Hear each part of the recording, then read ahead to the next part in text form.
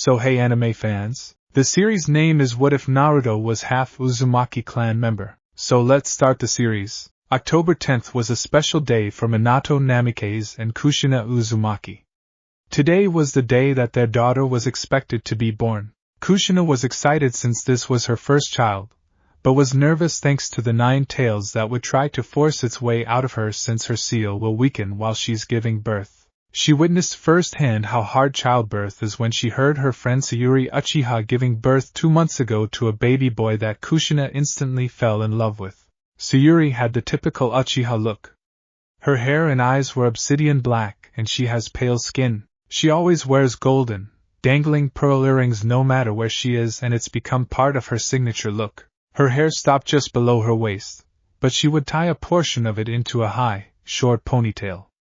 She was very developed, and it made all the men try to get in her bed, but she always declined. When she was off duty, she would wear a simple dark purple kimono robe or a dark blue short-sleeved dress that reached her above her knees. A black obi wrapped around her waist that had a thin white line in the middle. Minato, on the other hand, was happy his family was expanding. While he was happy he was having a daughter, this was not his first child. You see, about 2 months before Kushina got pregnant, Minato, Sayuri and Kushina had a threesome after celebrating a successful mission one day. It was a fun night for all of them, mainly Minato since he was with 2 of the most beautiful women in the village at the same time. They never talked about it again, but Kushina would joke around and say that if Sayuri was ever bored that she could join them again. 2 months after the threesome, Sayuri told Minato she was pregnant, and Kushina got a good laugh out of it. The reason she laughed was because she said Minato was the fastest shinobi alive, but he wasn't fast enough to pull out during. Kushina wasn't upset about Minato and Sayuri having a child simply because she always wanted a family, and their son was part of her family. Coincidentally, the next day is when Kushina found out she was pregnant and Minato gave her a big hug. Minato and Sayuri decided to name their son Naruto Uchiha since it was sort of illegal to have a child with somebody outside of the Uchiha clan since they wanted to keep their dojutsu pure.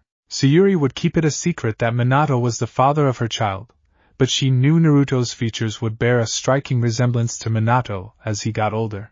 Naruto had the Uchiha black hair, but instead of the cold black eyes, Naruto's eyes were a dark blue color. His hair was spiky just like his father's along with Minato's facial structure, and his skin was darker than Sayuri, but lighter than Minato who had tan skin. Naruto's chakra network was also already growing and they guessed he'd have mid to high Jonin level reserves by the time he graduated from the academy. The only people who knew about Naruto being Minato and Sayuri's son other than Kushina was the 3rd Hokage known as Hiruzen Sarutobi, Kakashi Hatake, since Minato personally trusted him to guard both of them during their pregnancy as Sayuri stayed at their house quite a bit.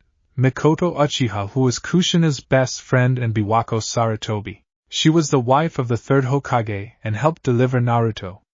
She was also responsible for helping Kushina give birth to her daughter, which she decided to name Natsumi Uzumaki Namikaze. Since Kushina was a Jinchuriki about to give birth, Minato had set up a secret area for her to give birth since there was the risk of the 9 tails escaping. Kushina jokingly called him paranoid, but Minato was always prepared for the worst. The location was secure to the point that only Minato, Kushina, 2 Umbu, Biwako and Hiruzen knew about it. The location was protected by many suppression seals for the 9 tails, as well as multiple barrier seals to keep anyone from entering.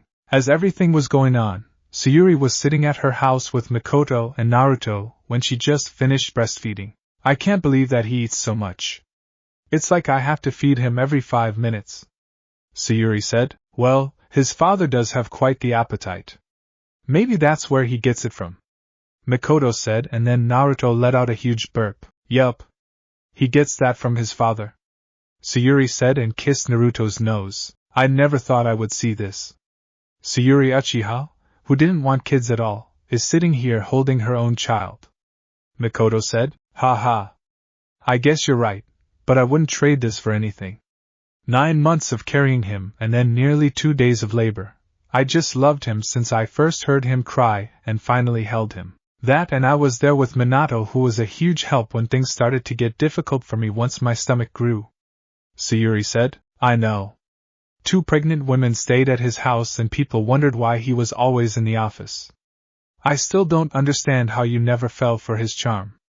Mikoto said, Don't get me wrong, Minato is a wonderful man, but I think me and him both knew it would never work between us. Yeah, what happened between us was a mistake, but that mistake gave me the greatest gift I could ever ask for. We'll never be together, but he and I will always be connected through Naruto. Sayuri said, You should try to find a boyfriend. You can't stay single forever. Mikoto said, Please. The only reason men look at me is because of my breasts. I swear they might be as big as Lady Tsunade's thanks to them growing. Sayuri said, Nope. She's still got you beat. I was with you the last time you had to buy some bras. You're 99 centimeters, and according to what Master Jiraiya told Minato and Kushina, Lady Tsunade is 106 centimeters. Mikoto said, Remind me to keep that perv away from my son. Sayuri said, Duly noted. Mikoto said, and then Naruto started to cry as an ominous feeling came over the entire Leaf Village. It's okay, baby. Mommy's got you. Sayuri said, and then a loud roar was heard. Kushina! Sayuri and Mikoto said at the same time as Naruto cried even louder, Lady Mikoto! Get to the bunker now! You as well, Lady Sayuri. An Uchiha clan member said, What's going on? Sayuri asked. The Nine Tails is attacking the village. The fourth Hokage is on the battlefield as we speak, but the Nine Tails is on a rampage. Hurry! The Uchiha member said. Sayuri, get to that bunker. I'm going to find my kids. Mikoto said and vanished. Kushina, Minato. Please be okay. Sayuri thought and grabbed a few scrolls with food and water before going to the bunker with Naruto. Bunker. While in the bunker, Sayuri was still able to hear the Nine Tails going on a rampage. The Nine Tails was extremely powerful because the seals Minato added into the bunker to keep the vibrations or sounds of battle from causing damage weren't really working. Sayuri felt a huge amount of chakra being gathered before it was launched in the direction of the bunker, which was located in the Hokage monument, and this caused her to hold Naruto even tighter. However, the attack that was launched was suddenly gone and teleported far away. Minato must have done something. Sayuri thought. Excuse me, Lady Sayuri? A voice asked and she looked down. HM? What is it, Kurenai? Sayuri asked. See, can I hold your baby? Kurenai asked. Sure. If he starts to fuss he might be hungry, so just give him back. Sayuri said and carefully placed Naruto in the arms of Kurenai. He's so cute. Kurenai said, and Naruto opened his eyes to look at her. Other than me, Mikoto, Kushina and Minato, you're the first person that got him to open his eyes. Sayuri said. Does that mean he likes me? Kurenai asked. It would seem so. Sayuri said. Lady Sayuri. A childlike voice said. Hello, Itachi. How are you? Sayuri said. I'm fine. I finally got Sasuke to stop crying. Itachi said and showed her Sasuke in his arms. He's just afraid. Naruto cried for a short while as well, but he calmed down. Where's your mother and father? Sayuri asked. I'm right here. Fugaku is out helping get the rest of the civilians to safety. Lord Third is handling the Nine Tails right now, and Minato is making sure Kushina and Natsumi are safe. Mikoto said. Maybe I should go help. I'm not retired.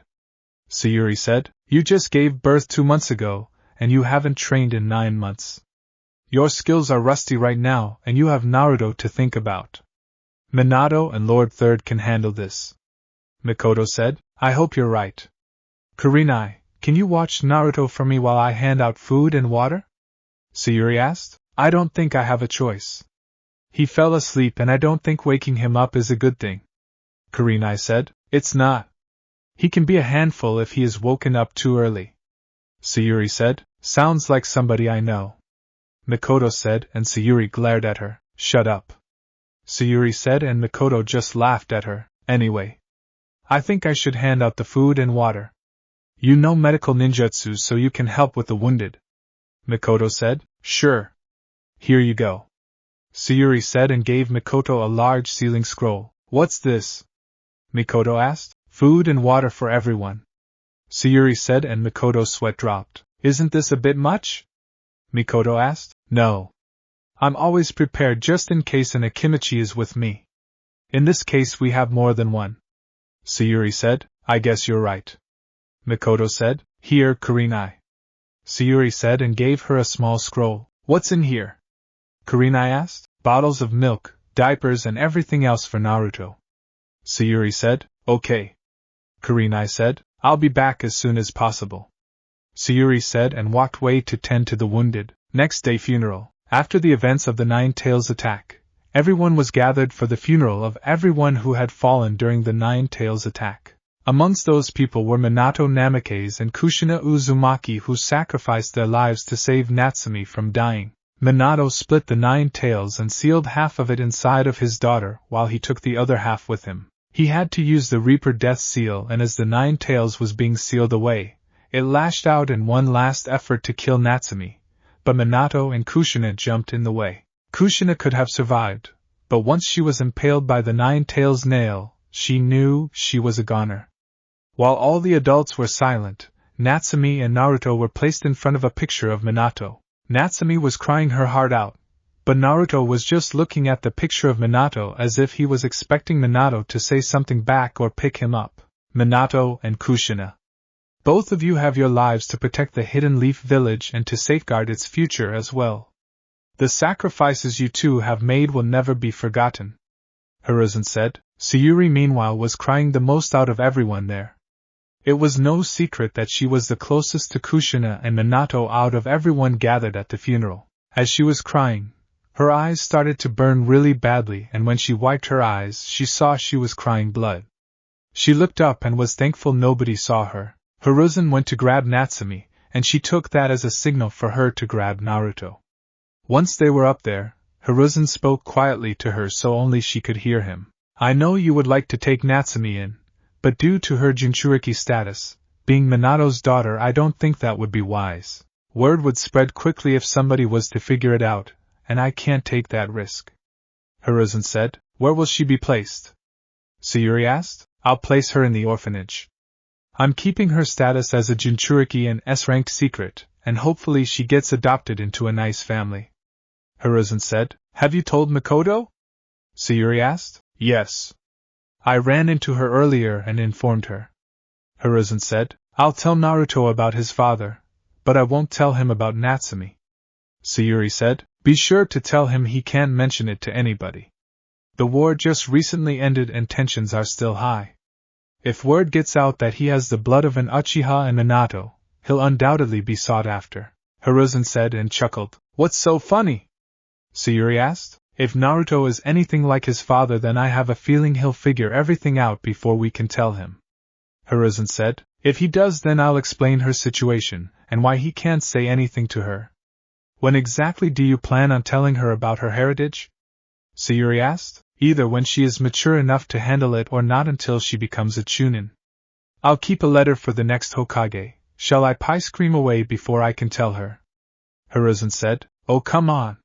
You've still got plenty of life left in you. Sayuri said. That is true, but I am still old and anything can happen at any moment. Anyway, I must bid you farewell. I have to drop Natsumi off at the hospital and then attend a meeting with the council. Hiruzen said. I understand. By the way, I'm sorry about Biwako. I heard this morning. Sayuri said. Thank you. I know she's waiting for me, but she'll have to wait a bit longer for me. Hiruzen said and walked away. I guess he told you what's going on. Makoto said. Yeah.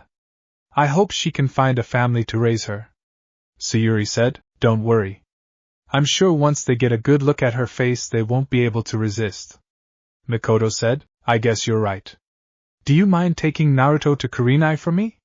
She said she'd watch him while I helped out at the hospital, and I'm running late. Sayuri said. Not at all. Seems Kurenai has taken a liking to Naruto. Makoto said as she took Naruto from Sayuri. Seems so. She had him all day yesterday. I even let her stay at my place since she lost her father yesterday. It was the least I could do.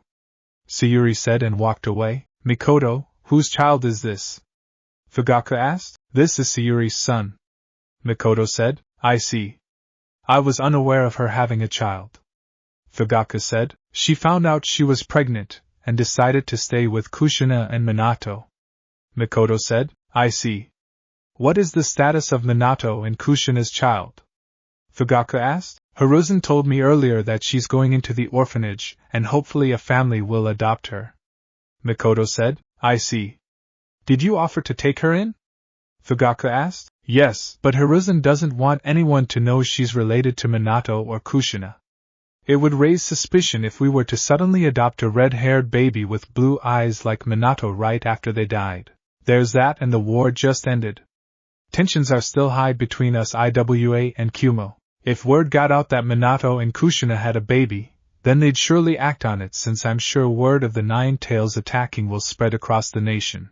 IWA would try to kill her and Kumo would use her as a baby factory to try and get their hands on the Uzumaki Kekkai Genkai. Mikoto said, which is why she should be under the protection of the Uchiha clan. Fugaku said, no. What's best for her is to grow up out of the spotlight, and if she was to be adopted into our family, then the focus of our clan. Mikoto said and walked away. Where are you going? I'm not finished talking to you yet. Fugaku said, I'm taking Naruto to his babysitter. I'll be home after that. Mikoto said, meeting. We managed to stop the Nine Tails, but the sacrifice was too great. Hamura said, however, there is no time to lament. The Hokage seat is now empty, and we must decide who will take the position. Koharu said, perhaps someone from the generation after Minato can take over. Shikaku said, we have nurtured fine jonin without a doubt, but none of them possess the experience to rule over a whole village. Koharu said, well, is there anyone else?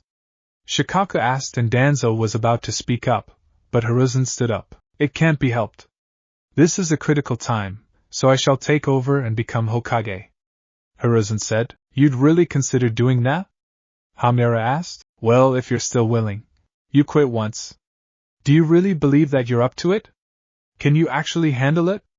Truth be told, even though you did go after the Nine Tails, you still failed to save the fourth Hokage from his fate, Danzo asked as he interrupted Koharu. Such a remark is uncalled for. Hamura said, where were you during the battle against the Nine Tails? Koharu asked, and Danzo grit his teeth, but Hiruzen just laughed. Please indulge this old man. Allow me to fill in as Hokage. Just for the time being. Until we can groom the next one. Hiruzen said, and Danzo was even more pissed. Very well. Hiruzen will become Hokage once again. Koharu said, since that is over with, what will happen to the Jinchuriki? Danzo asked, Jinchuriki? What does he mean, Lord Third? Inoichi asked. As you all know, Kushina was pregnant and gave birth. Her daughter is the Jinchuriki of the Nine Tails. Minato sacrificed his life to seal the beast away and save the village. Hiruzen said, will you allow me to adopt her into my clan? I was pretty good friends with Minato. Shikaku said, that cannot happen. The reason being is that she'd become a target for both IWA and Kumo if she's adopted by a clan. Hiruzen said, then I propose you place her in my care. I will make sure she has the proper conditioning to live in the village and protect it like a Jinchuriki should. Danzo said, no. She will go into the orphanage and hopefully a nice family will adopt her. Also, news of her Jinchuriki status and heritage will be an S-ranked secret with a punishment of death. No harm is to come to her. That goes for civilians and clan members. Hiruzen said, what? All the clan heads yelled, you heard me. No harm is to come to Natsumi. Do not test me. Now, if any clan has an available medic, please send them to the hospital. Sayuri Uchiha is already there helping out, and she could use the extra hand. Hiruzen said, Sayuri? Didn't she just give birth? Choza asked. Yes, but she isn't doing any physical training as of yet. Hiruzen said, hospital next day. Sayuri was finished with her shift at the hospital, and that's when she came across Natsumi sleeping in the room with other babies. She just looked at Natsumi, who was unaware of the situation she was put in. The more she looked at Natsumi, the more she saw Kushina, and it made her cry. She was unaware that Mikoto walked up to her until she placed a hand on her shoulder. The more I look at her, the more I see Kushina. Sayuri said, me too. I'm only here because after this I don't know when I'll see her again. Mikoto said, what do you mean? I'm sure if she gets adopted then whoever adopts her will allow us to see her. Sayuri said, It's not that. The Uchiha clan is being relocated to the outskirts of the village. Mikoto said. What? Why? Sayuri asked. Fugaka said that it was decided by the council that it's necessary for Konoha's reconstruction. Mikoto said. This just screams Danzo is behind it. Sayuri said. I know, but with the way the village is right now we can't afford to seem selfish. Hopefully this will all go over smoothly for us and it won't escalate into anything further. Mikoto said. Hopefully it doesn't. Well, I need to go and pick up Naruto. Sayuri said. He's with Kurenai again? Mikoto asked. Yeah. She said she won't be on missions again for another month and didn't mind watching him. Apparently she's going to the orphanage and wants to take Naruto with her to see if she can get him started early on making friends.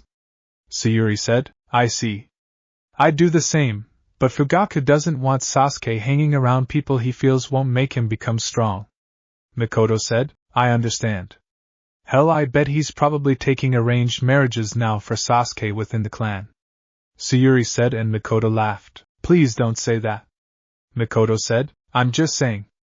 I'll stop by later with Naruto. Sayuri said and gave one last look at Natsumi before leaving. 5 years later, as time pie-screamed in the village, not everything was happy-go-lucky as it seemed from the outside and to people who weren't good at analyzing certain situations. There was a lot of tension in the village between the Uchiha clan and the higher-ups of the village. There was also tension between Kumo and Konoha after a failed attempt to kidnap the Hyuga heiress when she was 3 years old, which resulted in the death of a Kumo shinobi. Over the 5 years, Naruto has grown up both physically and mentally. He was quite smart for his age, and Sayuri knew that came from Minato. It became painfully obvious that Naruto wasn't a full-blooded Uchiha as he got older, since his hair started to spike out unlike all Uchiha members who had straight hair. His dark blue eyes also have it away, and the clan minus the people didn't like him. But they never attacked him since they didn't want to deal with Sayuri, who was very protective of Naruto and could possibly go toe-to-toe with one of the legendary Sannin. Over the years, Naruto started to wear a mask since he would go out in public and girls would stare at him, then quickly look away as when he caught them. The mask reminded his mother of a certain silver-haired shinobi that hasn't met Naruto for some reason. Kurenai still came around when she could, but she would bring her friend Anko with her. Naruto thought Anko was weird, but cool whenever she wasn't obsessed with taking off his mask. Naruto looked at them as older sisters, with Kurenai being the mature one. Since he was 5 years old, he also began his training since he wanted to become a ninja like his mother and sisters. Sayuri taught him some basic taijutsu skills, shuriken jutsu and chakra control skills. Naruto's chakra reserves were quite large for him, and Sayuri knew that there was only one person his age with higher reserves. He wanted to learn some ninjutsu, but Sayuri wouldn't teach him any until he was finished with his chakra control training. He was finished training for the day, and his mom let him go to the Nine Tails festival. He was always asking to go, but his mom always said no to him, but something told her to let him go this year. She gave him some money to spend, which he thought was a lot, but he didn't mind at all. He was walking around and of course he was mesmerized by everything that was going on, but something caught his attention. He saw a group of 6 civilians chase something into an alley, followed by screams. His curiosity got the best of him, so he followed them into the alley only to get angry at what he saw. They were kicking, punching, stabbing and throwing whatever they could at a girl who looked no older than he did. Something told him he should stop them, and he did. He found 2 small pipes on the ground and jumped into action. He hit one of them in the back of his head as hard as he could and knocked him out. When the other civilians heard the man yell in pain before falling to the ground, they turned around and saw Naruto. "What are you doing?"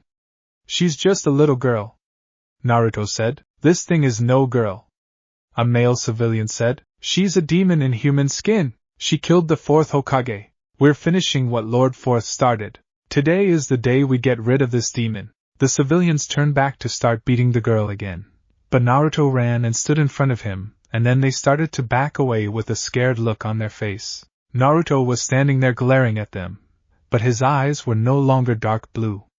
They were red with one tomo in each eye, and the civilians started to leave until one of them recognized Naruto's hair. "Hey, it's just the half-breed Uchiha. You're right. We can kill the demon and take out the half-breed for the Uchiha clan. Let's get him." The civilians went on to attack, but then a kunai landed in front of them. I hope you weren't about to lay a finger on my little brother, Kurenai said as she appeared. It looks like they were, Kurenai. Maybe we should teach them a lesson. I mean, picking on two kids and one of them just so happens to be our little brother, Anko said, as she appeared and pulled out a kunai. It's the snake whore and genjutsu mistress. Let's get out of here. You all won't be going anywhere, a voice said from behind them, and the civilians grew scared. Lord Third. What are you doing here? Kurenai asked. I was looking for the little girl behind you. She's been missing from the orphanage for about a year now, and I've been looking for her ever since, Hiruzen said, as a group of Umbu appeared. Do I get to play with these civilians? Anko asked and had a creepy-looking grin on her face. Yes. Umbu. Escort all these civilians to Ti. Anko and Ibiki have free rein to get whatever they can out of them before killing them, Hiruzen said. Yes, sir, the Umbu said and took the civilians away. Well, looks like I'm having fun tonight, Anko said and vanished. I honestly can't with her sometimes, Kurenai said. What's this on her stomach? Naruto thought, as he saw something appear on her stomach before it went away. Hey, wake up, Naruto said and shook the girl, who groaned a bit before waking up. Who are you? She asked. Naruto Uchiha. Who are you? Naruto asked. Natsumi Uzumaki. Natsumi said. What did you do to make them beat you like that? Naruto asked. I didn't do anything. I was walking around and they started chasing me. It's been like this since I was kicked out of the orphanage, Natsumi said. Natsumi, the orphanage told me you ran away a year ago, Hiruzen said, as he walked over to them. Old man! Natsumi exclaimed, as she ran and gave him a hug. Her wounds are already healed. What's going on? Naruto thought. Natsumi, why did the orphanage kick you out? Kurenai asked. They said that I was old enough to live on my own.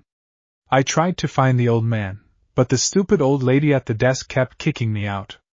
So, I've just been living on the streets and eating free ramen. The Ikaraka said that I don't have to pay, and I tell you that stuff is food for the gods, Natsumi said and had drool coming out of her mouth. She looks almost exactly like Lady Kushina. Wait a second. Red hair, violet eyes and a ramen addiction? This is Lord Fourth's daughter, Kurenai thought. What happened to your parents? Naruto asked. Let's not get carried away with questions. Natsumi, I'd like for you to come with me. I'll find you a place to live before the night is over, Hiruzen said. Thanks, old man. Bye, Naruto. Cool eyes, by the way, Natsumi said, causing Hiruzen and Kurenai to look at Naruto. No way. He's so young, Kurenai thought. The Sharingan at his age? No one has unlocked the Sharingan at such a young age, Hiruzen thought. Thank you. Before you go, old man, I have a question for you, Naruto said. Oh, and what would that be? Hiruzen asked. Why were the civilians saying she was a demon and killed the fourth Hokage? Naruto asked. I do not know, Naruto. Hopefully Anko and Ibiki can get the answers from them. Come along, Natsumi, Hiruzen said, and the two of them left. Naruto, would you like to come with me for the festival? Kurenai asked. Sure, Naruto said. Maybe you can make some friends. Kurenai said. Why do you always try to have me make friends? Naruto asked. So you won't be lonely your entire life. Kurenai said. I guess you're right, but I have you, Anko, Mom and Aunt Mikoto. I'm good with that for now. Naruto said. True, but you need friends your age. You can't always hang out with the adults. Kurenai said. Then I'll just hang out with Anko, Naruto said, and Kurenai laughed. I see your point, but Anko likes to go out and do adult things as well. Kurenai said. You mean stalk that guy with the scar over his nose? Naruto asked. How do you know about that? Kurenai asked. She's extremely open when she's drunk. Last time we were together she told me about him. I forgot his name though, Naruto said, and then looked at the top of a building. You need to stop hanging with her when she's drunk. Who knows what she'll tell you next, and it's certain things you shouldn't know about at your age. Kurenai said, and Naruto didn't respond, so she looked at him. What's wrong? Kurenai asked. Somebody was watching us, Naruto said. He's a censor? Kurenai thought. Are they still there? Kurenai asked and pulled out a kunai. No. Whoever it was left. Naruto said. I see. Let's get out of here. We can still get to some of the good food stands if we hurry. Kurenai said. I already ate though. Naruto said. Then what do you want to do? Kurenai asked. Can you show me where the library is? Naruto asked. Sure. Kurenai said. Underground base. Lord Danzo, I have news. An Umbu agent said. What is it? Danzo asked. While I was unable to capture the Jinchuriki due to interference from the Hokage, Enko Mitatashi and Kurenai Yuhi, I found something else that might interest you. The Umbu said. It better be important since you failed to get me my weapon. Danzo said. It is. The Uchiha known as Naruto has awakened his Sharingan during the event and appears to be a sensor as well since he was able to detect me, but I quickly left. The Umbu said. His Sharingan? Are you sure? Danzo asked. Yes, sir. I wouldn't have reported it if it was not true. The Umbu said. Interesting. A 5-year-old with his Sharingan awakened is simply unheard of. I don't think Madara Uchiha unlocked his Sharingan at such an age. Keep an eye on the Jinchuriki. I'll send another squad to watch the Uchiha. Capture the Jinchuriki if possible. If she gets into the academy, then I'll have no choice but to declare the mission a failure. The squad I'll send after the Uchiha will have the same orders. Danzo said. Yes, Lord Danzo. The Umbu said and vanished, having the Jinchuriki and an Uchiha who may have the most powerful Sharingan in Uchiha clan history will certainly make my future plans easier. Danzo thought. Next day, Hokage office. Naruto, why did you want me to bring you to the Hokage? Sayuri asked. Because I have some questions and whoever is in charge may have the answers. Naruto said. Why didn't you just ask me? Sayuri asked. Because it's something that I don't think you can answer. Naruto said and knocked on the door. Come in. A familiar voice said and they entered the office. You're the Hokage? Naruto asked with wide eyes and Hiruzen chuckled. Indeed I am. What can I do for you today? Hiruzen asked. He said he wanted some questions answered and he thinks you can answer them. Sayuri said. Okay then. Let's hear them. Hiruzen said. Do you know we're not alone in this office? Naruto asked. Of course. I have my 3 Umbu guards here. Hiruzen said. But there's a total of 8 people in the room. Naruto said and Hiruzen signaled for his Umbu to capture the spies, revealing them to be blank-masked Umbu. Root? Sayuri asked. Danzo. Take them to Ibiki. I want him to get everything out of them. Hiruzen said and the Umbu vanished. Cool. Naruto said and Hiruzen chuckled. This has been an interesting couple of hours for you, Naruto. You unlocked your Sharingan last night protecting Natsumi, and you're a censor. Hiruzen said. He unlocked his Sharingan. Sayuri asked. He didn't tell you? Hiruzen asked. No. Why didn't you tell me? Sayuri asked. I kinda forgot. Naruto said and scratched the back of his head. We'll talk about it later. What are your questions? Sayuri asked. So, I went to the library last night after the whole thing with Natsumi, and I found something that I think has to do with the way she's treated. Naruto said. What would that be? Hiruzen asked. Is she what's known as a tailed beast that I read about last night? Naruto asked and both adults froze. What makes you ask that? Hiruzen asked. Well, last night the people that were attacking Natsumi called her a demon. I went to the hospital and looked around until I found an old book about the tailed beasts. It said that there were 9 total and they were also known as demons to us. It said that Hashirama Senju captured all of the tailed beasts and gave them away to form peace during the Warring States period. Kumo has 2, the 8 and 2 tails. Suna has 1, the 1-tailed beast. Taki has 1, the 7 tails. Kiri has 2, the 3 and 6 tails, and Iwa has 2, the 4 and 5 tails. It says nothing about the 9 tails or Konoha having a tailed beast. I know you can't kill them since in the book it says they can only be sealed away. That's why I asked if Natsumi was the same 9-tailed fox that attacked 5 years ago. Naruto said. No. She is not the 9 tails, Naruto. Hiruzen said. Then why do they call her a demon?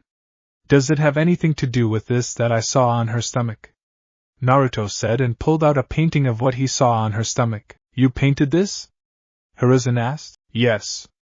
It's only multicolored because I kept running out of paint.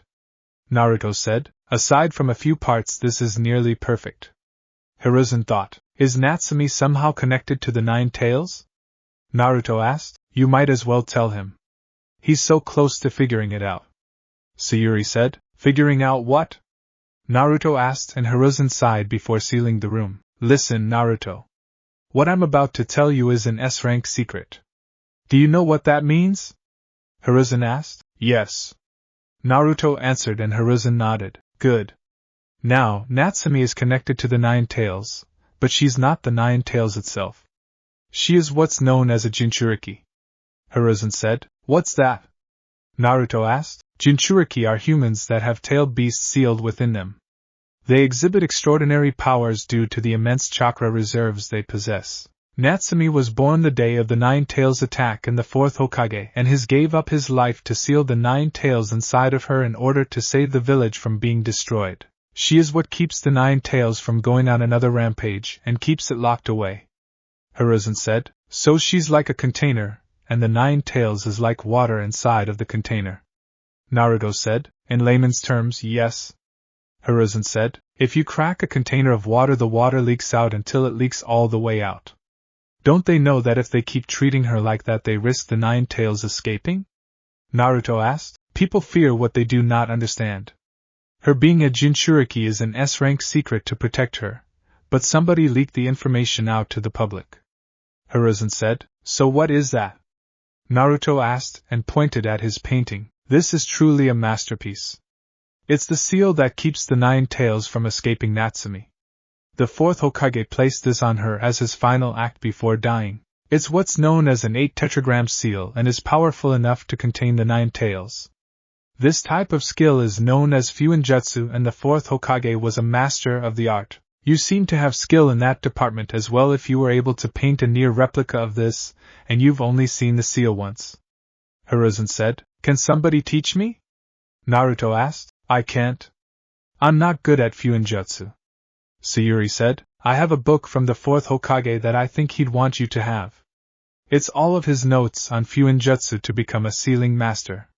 However, I must warn you to be careful with this. Fuinjutsu is extremely hard and one wrong move can be very dangerous. Hiruzen said and gave Naruto a book, but then a picture fell out. Mom. Naruto said, what is it, Naruto? Sayuri asked, is he my dad? Naruto asked and showed her the picture, so she nodded. Yes. The fourth Hokage is your father. I didn't tell you because I wanted to wait until you matured a bit more. I was going to tell you on your 6th birthday since that's when you started the academy, but it seems you're ready now. Sayuri said, did he know about me? Naruto asked, yes. The only way he wasn't around was October 10th. Sayuri said, because of the Nine Tails attack? Naruto asked, no. It was something else. Sayuri said, are you sure he's ready to know the truth? Hiruzen asked, yes. I underestimated how quickly he would mature, and part of that was me foolishly hoping he would stay a baby for his entire life. But I was wrong to think that. Sayuri said, what's the truth? Naruto asked, the reason your father wasn't around on October 10th wasn't just because the Nine Tails was attacking. He was gone because your sister was born that exact same day. Sayuri said, and Naruto's jaw dropped. I thought I was your only child. Naruto said, you are. Me and your father were never together. I won't go into details since you're so young, but you were created from that. Minato had a wife and she gave birth to your sister, and you've already met her. Sayuri said, I did. Who is she? Naruto asked. Natsumi Uzumaki. Sayuri said, the girl from last night? Does she know about me? Naruto asked. No.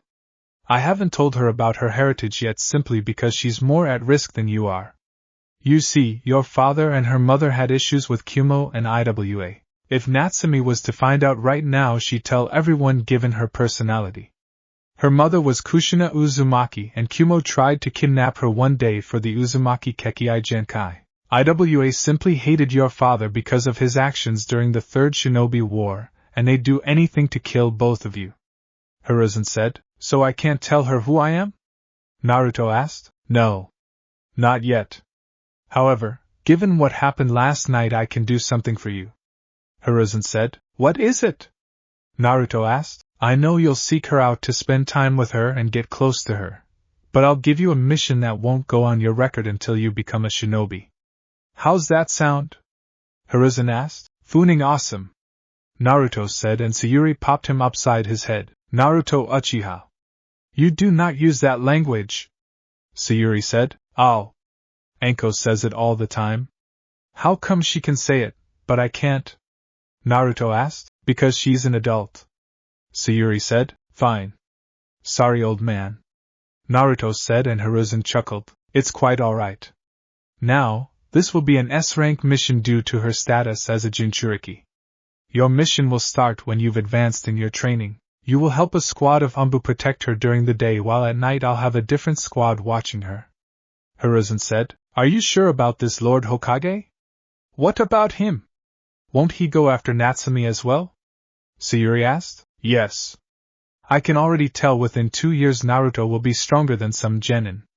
As for him, he'll attack at night, but I have Kat and her squad guarding her at night.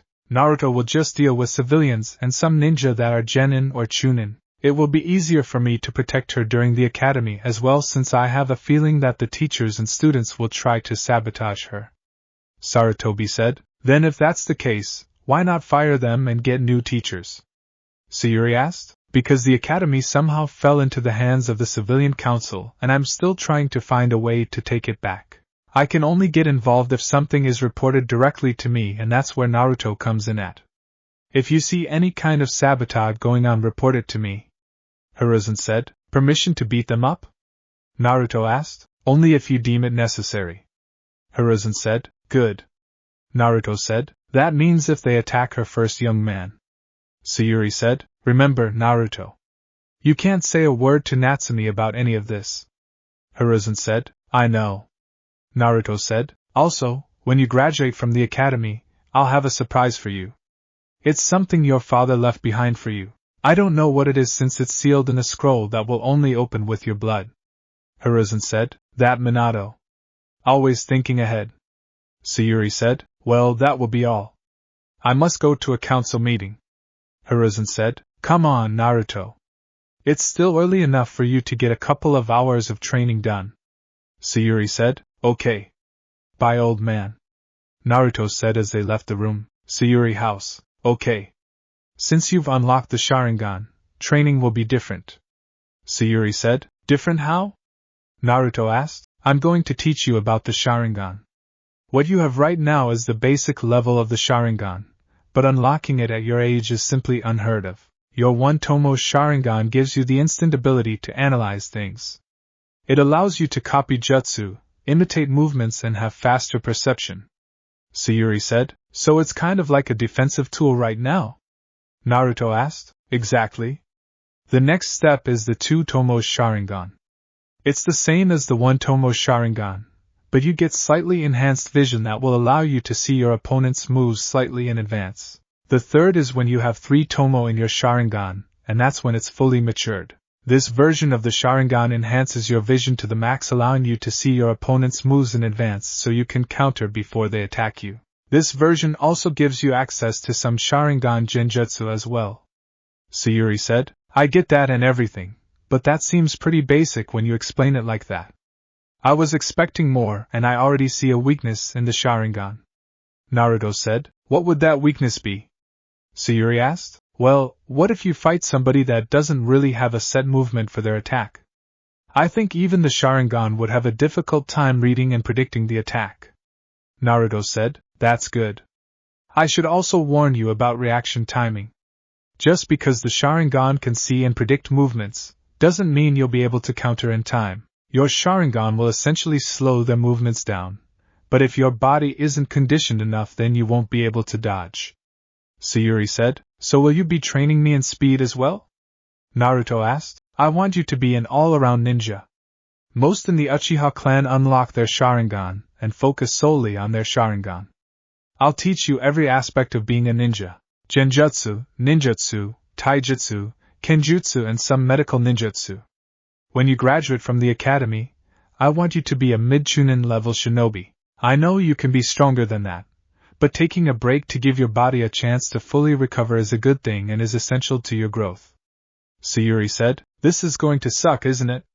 Naruto asked. Of course it is, but I'm sure you can handle it. Now come here so I can place some seals on you. Sayuri said. What kind of seals?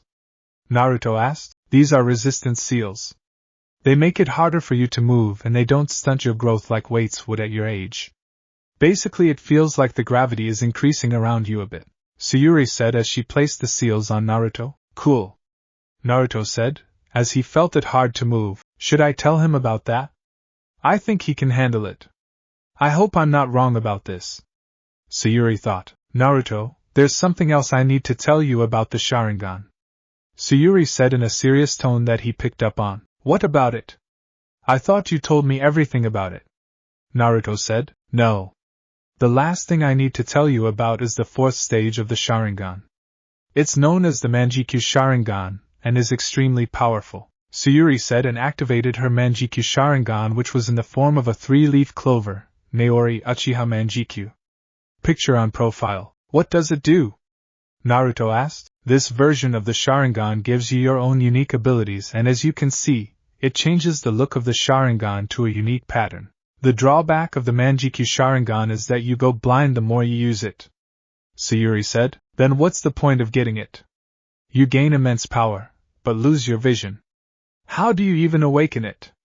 Naruto asked. According to the Uchiha Stone Tablet, you must kill your best friend. Sayuri said. Did you kill your best friend? Naruto asked. Indirectly. I could have possibly saved Kushina had I gone to see her give birth to Natsumi, but I declined. Sayuri said. The cost of this Manjikyu is losing your vision and your best friend. It's not worth it in the end. Naruto said. I hope you never have to experience that kind of pain, but since you'll become a shinobi, I don't think it's unavoidable. Sayuri said. I'll try my best to keep that from happening. Naruto said. Good. Just be careful if it does happen. Sayuri said. So what does your Manjikyu Sharingan do? Naruto asked. I have an ability in my right eye known as time skip. I can freeze time for 1/5 of a second, but I'm able to move around freely in that small time frame. If I use this ability enough, I can store the time I've skipped to create a separate space so I won't get touched. Sayuri said. That's so cool. Naruto said. It is. My second ability is from my left eye called Amaterasu, and I have the ability to control the shape of my flames. Sayuri said. Wow. Naruto said. Enough about my abilities. Let's start training. Sayuri said and started to cough heavily. Mom! Are you okay? Naruto asked. I'm fine. It's just a cough. I want you to start by giving me 15 laps around the backyard. After that we'll work on your kunai and shuriken skills. Sayuri said. Okay. Naruto said. He took off running, but looked back when he heard his mom coughing. Sayuri noticed this and gave him a smile with a wave, reassuring him that she was fine. When Naruto started his laps again, Sayuri looked at her hand and saw she had blood on her hand. She sighed and hoped she had time to at least get Naruto into the academy since she knew she would never make it to see him graduate the academy. All she knew was that she needed to train him as much as she could before her time came. 2 years have pie-screamed since Naruto awakened his Sharingan, learned about his father and learned about Natsumi being his sister as well as a Jinchuriki. His training started off good, but then it slowed down as Sayuri's illness got even worse. She tried her hardest to keep it from him, but as time wore on, it became more obvious. He often would stay by her side all day to take care of her and miss school, but he didn't care since his mother came first. Sayuri knew she was on borrowed time and tried to stay strong, but she was losing strength every day. Naruto nearly missed his entire year of school as he refused to leave his mother's side. It took Kurenai and Anko saying they'd watch her for him in order to get him to go back to school. While he was in school, everyone noticed his dramatic change while he was there. At first he would talk to people if they talked to him, but now he was withdrawn and didn't seem to care about anything. Natsumi would talk to him, but it would be a short conversation as he would just walk away. To Natsumi, they were great friends and she wanted to help him, but Naruto refused her help. Natsumi was the only person to get Naruto to talk, and it made some of the girls in class scream mad. The result of Naruto being distant to everyone reminded the older generation of a younger Kakashi. His mom tried to cheer him up a bit, and it worked a little. But Naruto was sad that he was going to lose his mother before she saw him graduate the academy. The illness of his mother made him read more on medical ninjutsu, so he'd walk around reading a book and even had the idea of combining Fuinjutsu with medical ninjutsu. Despite his training slowing down, he was still able to keep up with what he was taught so far and improved on it. He had great chakra control since he completed leaf balancing, pebble balancing, kunai balancing and tree walking. His reserves were unnaturally large, but he learned his father also had large chakra reserves, so it was only natural for him to have that as well. He mastered the fireball jutsu since it was like a rite of pilgrimage for Uchiha clan members, but he had a hard time with it, and Sayuri figured he didn't have a fire chakra nature or it wasn't his main affinity. His taijutsu was low genin level and it was at the top of his Kleiscream. His ninjutsu was limited for the time being since he only knew the fireball jutsu, substitution, henge and clone jutsu. He was the best in his Kleiscream when it came to kunai and shuriken throwing, as he would get 10 out of 10 each time he was tested on it. He was offered the chance to graduate early, but he declined. He made no friends really in school since he didn't try to. Natsumi doesn't count in his book since she's his sister, and he met her before the academy started. They hung out quite a bit during the day, and she normally spent her day at the Ichiraku ramen stand or with Ino Yamanaka, who had a huge crush on Sasuke Uchiha. Speaking of Sasuke, Naruto finally met him and he personally didn't care for him, but he didn't hate him. He was neutral towards him. He met Itachi and Shisui as well, but they were always busy and secretive. He knew why they were secretive since it had to do with the tension that reached its breaking point between the village and the Uchiha clan. While Naruto didn't say anything, he knew what was going on as he paid attention to everything going on around him, even if it didn't seem like it. His mission protecting Natsumi over the years was going slow, but that's because they were in the academy and nobody knew where she lived except for Naruto. He's even spent the night over there a few times and stayed up all night with her until she eventually fell asleep. He found out her dream was to become the Hokage, and he honestly believed she could become Hokage. Currently he was sitting in Kleiscream next to Natsumi, who wasn't really paying attention. This Kleiscream is so boring. All he does is talk, Natsumi said. If we're lucky he'll talk so much that his mouth will fall off, so we don't need to hear him anymore, Naruto said, and Natsumi gasped. Did you just make a joke? You haven't joked since your mom got even more sick. Is she okay? Natsumi asked, and Naruto sighed. No. It's only a matter of time before she can no longer fight it. I don't get it. Konoha is supposed to have one of, if not the best hospitals across the nations, yet they couldn't find out what was wrong with her. Naruto said. Maybe she'll pull through. Natsumi said. It's good that you remain hopeful, but she isn't getting any better.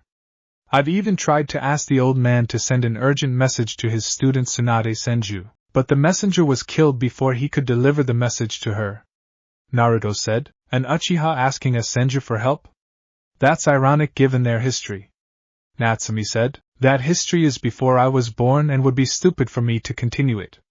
Naruto said. I guess you're right. What are you doing after school?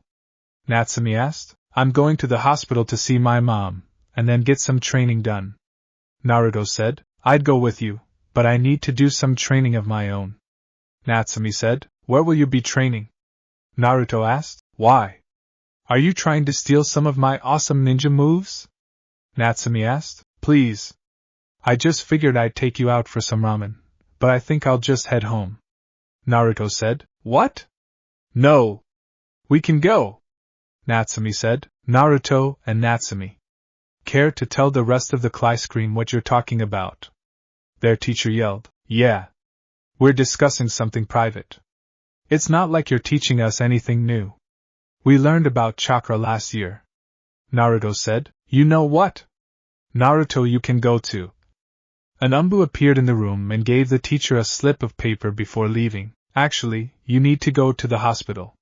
This says it's urgent, the teacher said, and Naruto basically flew out of the room. Hospital. Naruto arrived at the hospital and didn't even bother to stop at the front desk.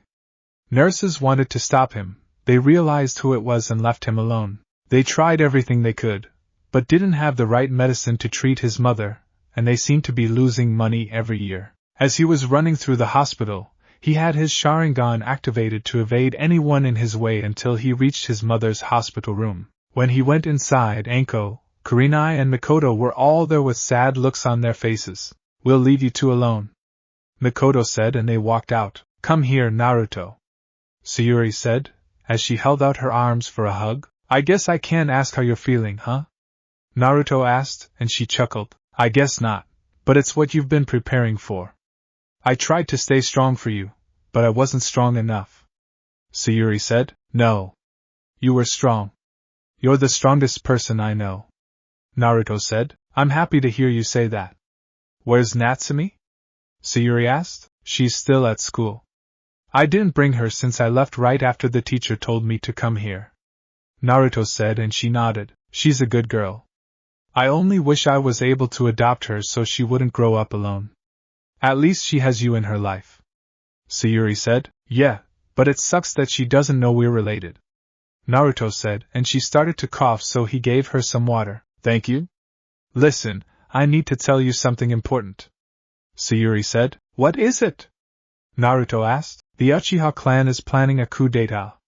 I'm sure you've noticed the brewing tension between the Uchiha clan and the village. The reason for this is because the village blames us for the Nine Tails attack, since the Sharingan has the power to control the Nine Tails. Fugaku is leading the coup and I don't want you to get involved in it," Sayuri said. "What's going to happen?" Naruto asked. "I'm one of the 3 people in the clan that know about the coup and are against it. Hiruzen is trying to bring peace between the two and work something out, but it's not going as he hoped. I don't think we have much time left before the coup happens. We both know I won't live much longer, so I want you to go to the secret bunker I told you about that your father built, and stay there. It's protected by a barrier so nobody can sense where you're at," Sayuri said and started coughing. "Mom," Naruto said and started to cry. "Just listen, Naruto. I'm sorry I won't be able to see you become a ninja, but I'm happy to have seen you take your first steps to becoming a ninja. My baby boy is growing up so fast. It almost seems like it was just yesterday when I found out I was pregnant with you. I won't be able to see you graduate, leave on your first mission, or even get a girlfriend. Make sure you find a girl that actually loves and cares about you to start a family with and treat her with respect," Sayuri said. "I will," Naruto said. "Don't let these little fangirls sink their claws into you. There's so much more that I want to say to you, but I simply can't put it into words. Make sure Natsumi grows up big and strong so she can achieve her dream of becoming Hokage. Also be wary of a man named Danzo Shimura. He's evil, cunning, and will do anything to get you to join his side. He's probably plotting on you to capture you as we speak, but as long as you stay with Kurenai and Anko, you'll be fine. Kurenai has agreed to let you live with her, and I've already signed the papers for her to be your legal guardian. I need to tell you something about your Sharingan," Sayuri said. "What about it?" Naruto asked. "You have the most powerful Sharingan eyes within the Uchiha clan. Maybe in the history of the Uchiha clan, you unlocked your Sharingan after you saved Natsumi for the first time, and you were only 5 when that happened. You were able to cast minor genjutsu with them while they only had 1 tomo, and now that you have a 2 tomo in your Sharingan, its visual prowess is even greater. However, there is one important thing you should know. Eventually you'll unlock your Manjiki Sharingan, and its abilities then lose your eyesight, but there is a way to cure your blindness," Sayuri said and wiped tears from his face. "How?" Naruto asked. "When I die, I want you to remove my eyes and store them in that container I have right there. The storage seal you had placed on your shoulder is where I want you to keep them. On the Uchiha stone tablet it says you can restore the light of your Manjiki with an Uchiha you have strong blood ties with, and since I'm your mother, I want you to have my eyes. Do not fall into the Uchiha clan's curse of hatred and keep yourself surrounded by loved ones," Sayuri said. "I will. I have Anko, Kurenai, and Natsumi," Naruto said. "That's good. Try to find Lady Tsunade and have her look over the notes for my illness and see if she can come up with a cure. I don't want anybody to go through this kind of pain," Sayuri said, and Naruto nodded. "I haven't given up. I'm even trying to make medical seals. I just wish I was able to finish them to save you," Naruto said. "Don't worry, Naruto. Take your time. They need to be perfect, and if you rush them, then you'll make a mistake. Think of it like this: You can possibly save millions of people with this idea of yours. While I would have loved to use one of your seals, I've come to embrace my fate, while doing everything I could to overcome it. Sayuri said, it'll take me some time to get over this even though it's been getting closer and closer every day. Naruto said, it's okay to mourn. Just don't turn out like Kakashi. Sayuri said, I don't even know who that is. Naruto said, you'll find out eventually. Sayuri said and gave Naruto the biggest hug she could. I love you, Mom. Naruto said, I love you too, Naruto. You'll always be my little maelstrom. Sayuri said, and it was as if a switch was flipped, and then she took her final breath while he was holding her. He cried silent tears as he held his mother since he didn't want anybody to hear him. Kurenai and Anko came into the room with tears as they heard the last bit of their conversation, then joined in the hug. After a few minutes, Naruto asked them if they could leave the room to give him some space, and they did. Naruto steeled his nerves and removed his mother's eyes like she asked him to. Then he placed them in the container she had before sealing them away. He stayed in her room until it was late at night, even after they removed her body. They were going to remove her organs for testing, but Naruto didn't trust these nurses since he's never seen them before and was against it.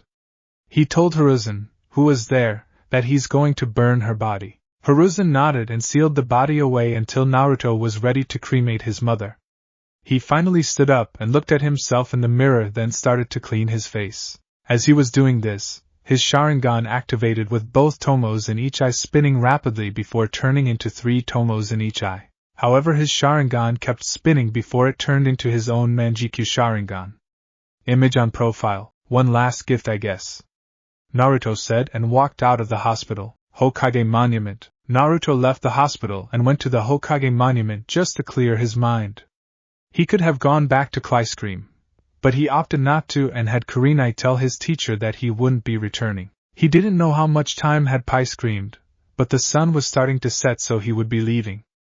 As he was about to leave, he heard someone walking up on him, but he didn't bother to turn around. Naruto Uchiha.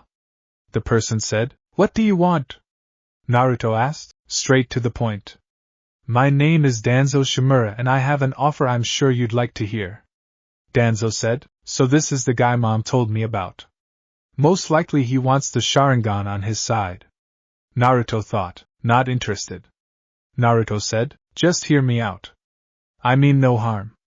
Danzo said, if you didn't mean any harm, then you wouldn't have come with backup. Naruto said, he's able to detect my Mbu. Danzo thought and gave a slight signal for them to be ready. They are just my bodyguards. Danzo said, you have 30 people hiding. That's not bodyguards. Not even the Hokage walks around with that much protection, and I highly doubt you're more important than he is in the village. You came here to take me by force if I didn't listen to your offer. I know what you want and my answer is still no. Naruto said, perhaps you should reconsider. Join me and I can make you as powerful as you'd like. We can build a village together that is unstoppable. I can even train you in the use of your Sharingan. My men will push you to your limits and beyond them. Together, we can rule this village and bring it to newer heights. Danzo said, you can't teach me something I already know about. My training is perfectly fine and I don't need help from somebody like you. As for ruling this village, I'm not interested in becoming its leader. Being Hokage isn't something that interests me. Naruto said, then perhaps the cure for your mother's disease will suffice in exchange for you joining me. Danzo said and smirked a bit. I'd rather have my mom die rather than take something from you, and I'm sure she'd say the exact same thing. You wasted your time coming here. Naruto said and stood up. I've noticed you've gotten close to Natsumi Uzumaki. It would be a shame if something bad were to happen to her. She should watch her back. Danzo said and started to walk away, but Naruto spoke up. You won't touch and we both know why. You'd risk unleashing the 9 tails if you did that, and then you'd have to answer Hiruzen about why you attacked Natsumi. That eye you have hidden in your right eye socket isn't even strong enough to help you against the 9 tails. That's why you want me, or more specifically my Sharingan, because you know it's stronger than the one you have in your head right now. I noticed all of the spies in the Uchiha clan district, mainly around me. Me and my mom purposely talked about my Sharingan in the open while training so they'd report to whoever sent them. Naruto said, he planned for this meeting, but didn't know it was going to be me. I've been outsmarted but a mere child. Danzo thought, now that I know who is sending them after me, I have a message for you. Naruto said, what is it? Danzo asked and narrowed his eye. Do not bother me and stop sending your spies after me and Natsumi. You'll regret it. Naruto said and glared at him. Why can't I move? Genjutsu, of course. Danzo thought, and when he released the Genjutsu, Naruto was gone. 2 weeks later. 2 weeks Pai screamed and Naruto was currently walking towards the Uchiha clan district. He hasn't been there ever since his mom died and lived in the secret bunker like she said to. The reason he wanted to head to the Uchiha district is because he wanted to read the Uchiha stone tablet. The Uchiha clan was killed the week prior by Itachi after they were about to launch the coup. Shirosue mysteriously died and Itachi was blamed for it. News spread wildly about the Uchiha ice cream maker, and that it was Itachi who did it. Both Naruto and Sasuke were the only survivors and the entire village started to treat them like royalty. They were questioned, but Naruto wasn't there so he didn't say anything. Anko, Kurenai and Natsumi thought he was dead, but he told them he was somewhere safe and away from everybody. He made contact with Itachi after it happened and told him he already knew why this had to happen. That surprised Itachi, but he was even more shocked when Naruto asked who the other person was that he kept detecting. The person he was feeling would appear in one area, but then he would be in a completely different section of the district. Itachi only told him to watch after Sasuke for him before he suddenly left, and Naruto told him that he's not a babysitter. Naruto made it to the Naka shrine and went underneath it to start reading the tablet. At first he wasn't sure if he should read it, but something came over him and made him read it. So far all he read was the warnings about the Sharingan, and the misfortune it could bring, which he figured it was the curse of hatred his mom told him about. He also came by the techniques of the Manjikyu Sharingan, and carefully read them. Amaterasu was an ability that produced black flames that would not stop burning until the target was completely incinerated. The flames cannot be extinguished with water, the Pai screamage of time, or any other normal methods, and only the user can put the flames out. Tsukuyomi was a genjutsu that inflicted real pain, and the genjutsu lasted for 3 days inside, but on the outside only 3 seconds would have Pai screamed. It also said that only another Manjiki user can break the Tsukuyomi, and you need to make eye contact in order to make the jutsu work. Susanoo is a gigantic humanoid avatar made of the user's chakra that surrounds them and fights on their behalf. It is an extension of the user's will and has multiple stages before it's complete. Kamui, a space-time ninjutsu that allows the user to transfer objects to and from another dimension. It creates a spiraling void and distorts their form as they're traveling between dimensions. Kodo Amatsukami, an extremely powerful genjutsu that completely manipulates someone's thoughts. The victim believes that they are doing what they are doing by their own will. Kagetsuchi, a technique that allows the user to shape the black flames of Amaterasu, allowing the user to manipulate them at will. While Naruto was reading the techniques, he noticed his mother's time skip ability wasn't there, and he figured that it was a secret ability that was never unlocked before. He read about the consequences of using the Manjikyu Sharingan, and something caught his eye that didn't make sense. It says the only way to unlock the Manjikyu Sharingan was to kill your best friend. He didn't kill his best friend and neither did his mom. That information was false and he wondered why that was written there. He read something else about a god seeking stability was divided into yin and yang, but when these two came together you obtain all things in creation. He thought about that for a while and the only thing he could think of was the Sage of Six Paths. But nobody actually has any legit information on him. It talked about having the power to control the tailed beasts, but he doubted he'd ever want to do that. It also said that when someone who possesses the power of Sasra approaches the moon, an eye will open that is reflected on the moon to grant the eternal dream. It mentioned something about an infinite Tsukuyomi, and that it's the only way to save the Uchiha clan. He couldn't read anything else, but used his brain to guess that the infinite Tsukuyomi was nothing more than a more advanced version of the Tsukuyomi. If that was the case, he wondered how a genjutsu was supposed to save the Uchiha clan. This tablet doesn't make any sense. Naruto said and left academy next day. Class screen was going on as usual and Natsumi was sad again since Naruto still hasn't come to class screen. Without him there to defend her, her grades were slipping and she fell from top 10 to the middle of the class screen. Their teacher was in the middle of the lesson when the door slid open revealing Naruto reading a medical ninjutsu book. Naruto, you're 3 hours late. Last week was an exception for your absence, but I can't allow it today. Why are you late? The teacher asked. Funny story actually. I was walking to school and on my way here the Inuzuka dogs were trying to kill a black cat, so I had to take the long way around, Naruto said, and the teacher just banged his head in the chalkboard. Great. He's just like Kakashi. The teacher thought. Does he really expect anybody to believe that? Natsumi thought. HN. Sasuke thought. I am glad Naruto made it to Clyscream. Hinata thought. Just go sit down. The teacher said. Sure. Naruto said and sat in his seat. Why are you late? Natsumi asked. I just told you why. Naruto said. Whatever. Listen, I've got an extra room in my place if you need to use it. Natsumi said. Thanks for the offer, but I'll have to ice cream. My sister is letting me stay in her place. Naruto said. I didn't know you had a sister. Natsumi said. You also don't know that you have a brother. Naruto thought. She's not really my sister, but she's been watching me ever since I was born. You haven't met her yet because she's always out on missions since she wants to become a jonin. Naruto said. Then I can't wait to meet her. Natsumi said. I'm sure you can't. Naruto said. Have you been training at all these past 2 weeks? Natsumi asked. Yeah, but I've mainly been working on my speed and taijutsu. Naruto said. I bet I can kick your ice cream. Natsumi said. You'd lose that bet. Naruto said. Whatever. Want to grab some ramen after school? Natsumi asked. I have to make a stop, but I'll meet you there. Naruto said. Yes. I'll finally reclaim my crown for most ramen bowls eaten. Believe it. Natsumi said. Right. Naruto said. Take your mask off while you eat. It's weird seeing you seemingly stuck food through the mask. How do you do that anyway? Natsumi asked. If I told you then it wouldn't be funny to look at your face trying to figure it out. Naruto said. Why do you wear a mask anyway? Are you ugly? Natsumi asked. No. I have my reasons, but until certain requirements are met, I can't show my face to people.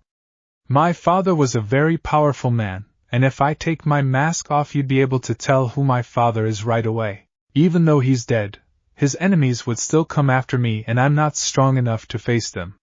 Naruto said. I see. Well, hopefully when you get stronger you can show me your face. Natsumi said. How about this?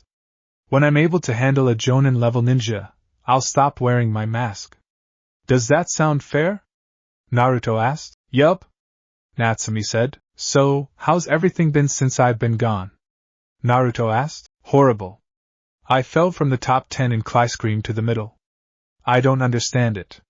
I know I got everything right and I haven't missed a day. I just don't get it. Natsumi said. I see. Well, now that I'm back I'll help you out. Naruto said. Thank you. Natsumi said. Alright, students. Today we're going to learn about why ninja usually travel in groups. The teacher said and everyone groaned. Can I be excused?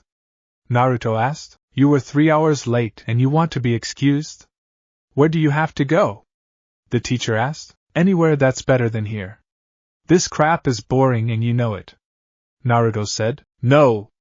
If they have to learn it then so do you. Now, pay attention. The teacher said and an Umbu appeared. Sorry for the interruption.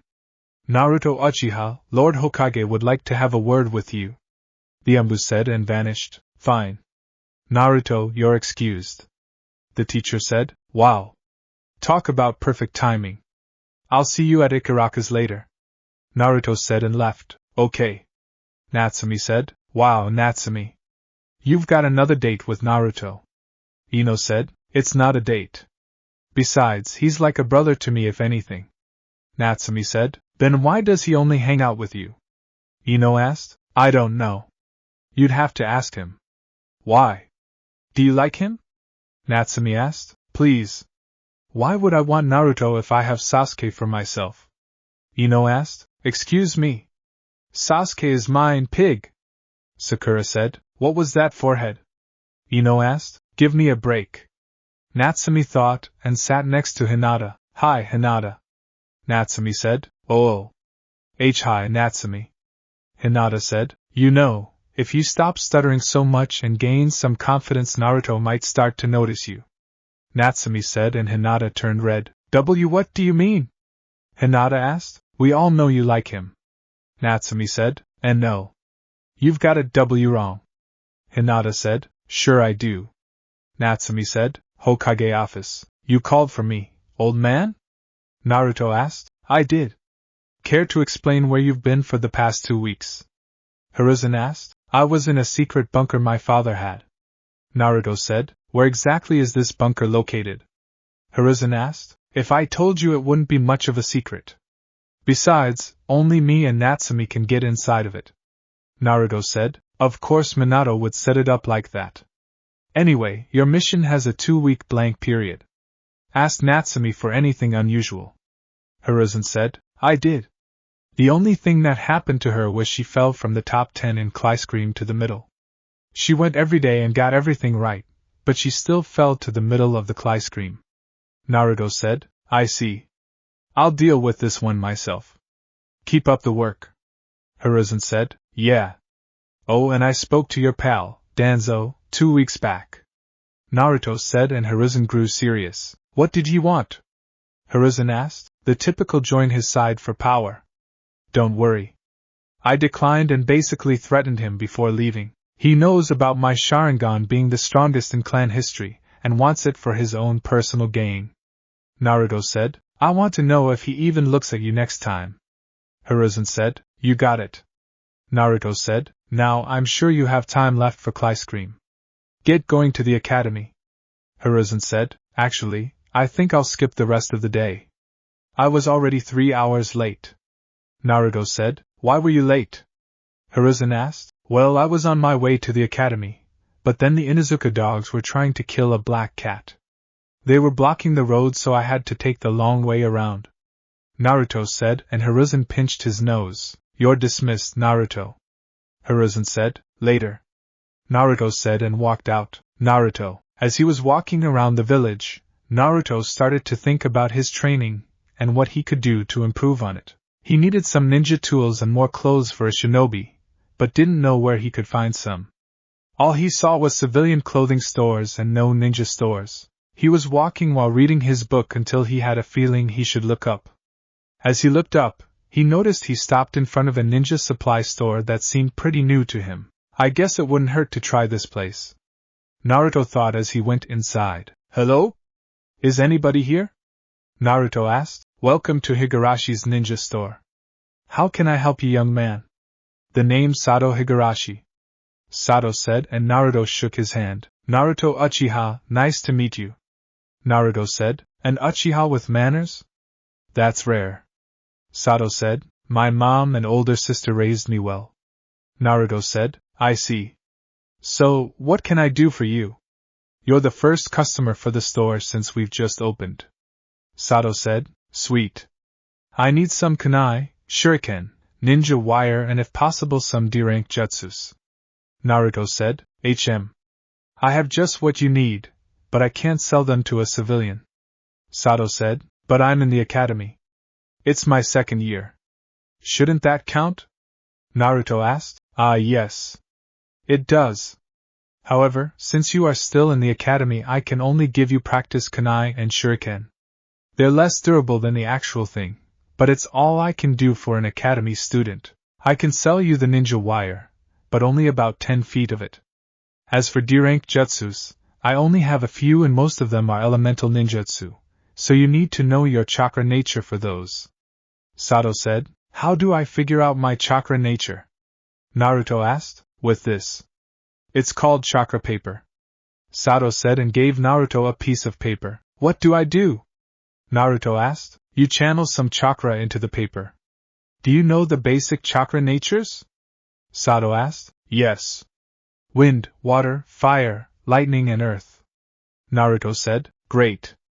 Now on the paper, after you channel chakra into it, each of the symbols will glow indicating your chakra nature.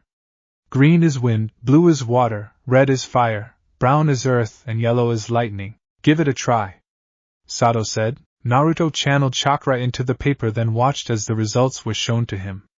Yellow, blue and red were glowing on the paper indicating he has lightning, water and fire chakra natures. What confused him were the numbers 1 through 3 appearing next to the glowing symbols. What do the numbers 1 through 3 mean? Naruto asked. It means your main affinity is lighting, the second is water, and the third is fire. It's weird because most Uchiha only have a fire chakra nature.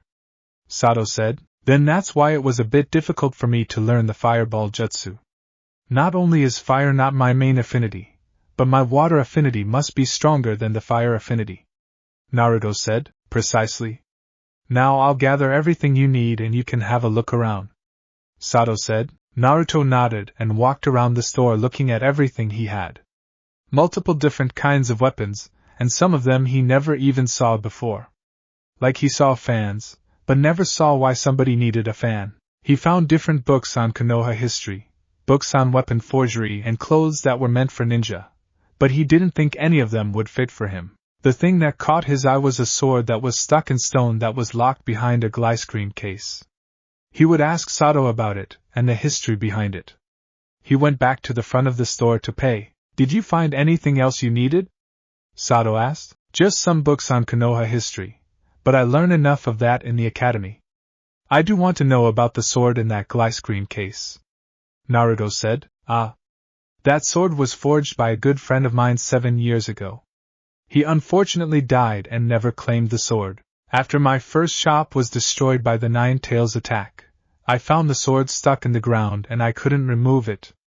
As you can see, I had to move the entire slab of earth to keep the sword. Some think that only people the sword deems worthy can hold it, but I personally think only one of his family members can use it. If one of his family members comes and claims the sword, then they can have it. Sato said. Maybe I can give it a try. Naruto said. I tell you what. How about you learn how to use a sword and when you graduate, I'll let you try to take the sword. How's that sound? Sato asked. Sounds fair. Can you tell me why you have fans for ninja weapons here? Naruto asked. Those are mainly for wind users. They allow them to blast away their enemy with a single swipe. I mainly sell them to Suna shinobi when they are in the village. They're not as powerful as the larger fans they sell in Suna, but they still pack a punch.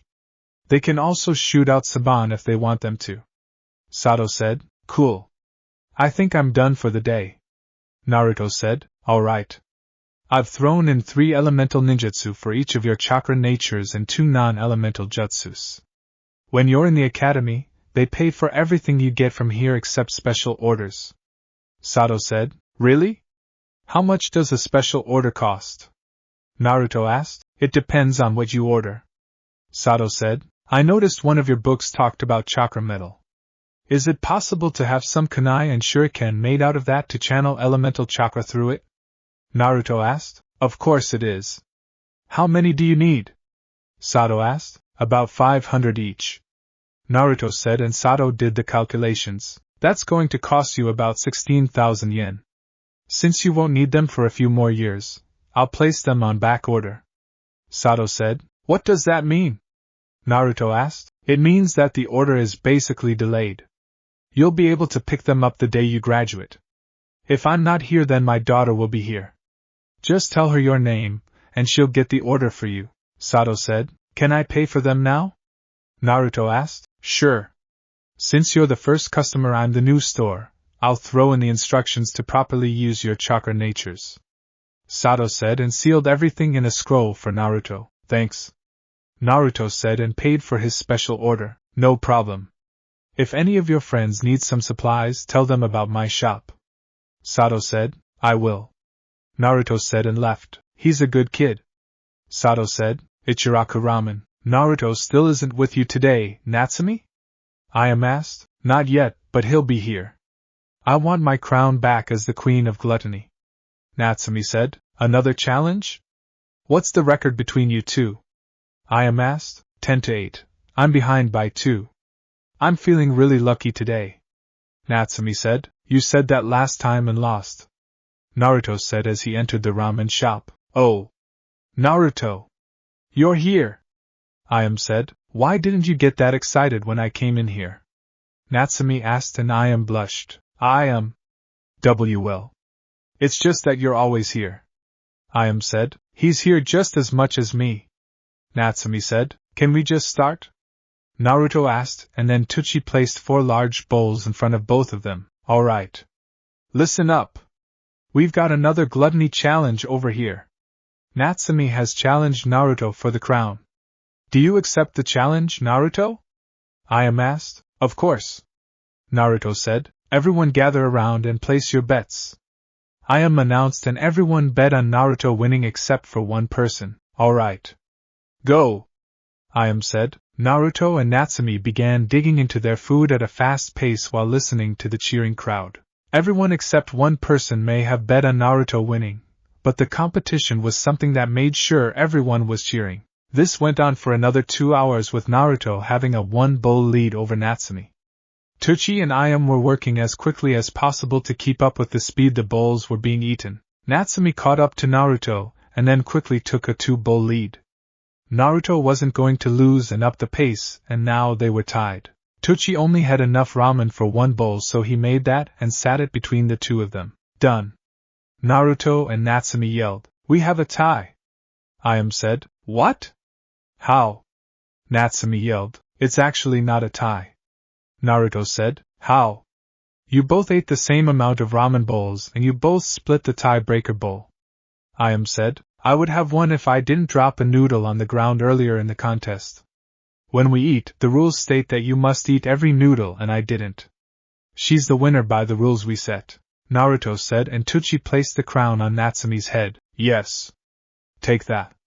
I'm the queen of gluttony. Natsumi said. You may have won, but you're still behind a game in our little competition.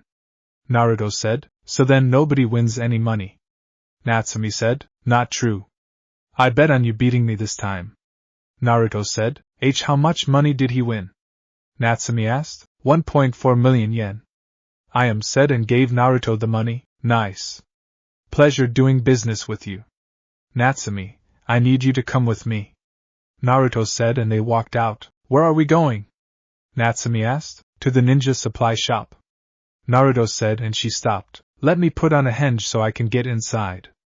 Natsumi said. There's no need for that. Just trust me on this one.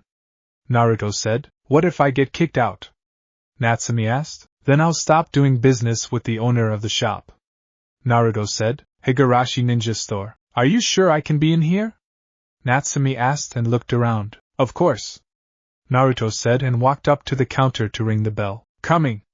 Sato said from the back. It's me, Naruto. I brought a friend. Naruto said. A friend you say?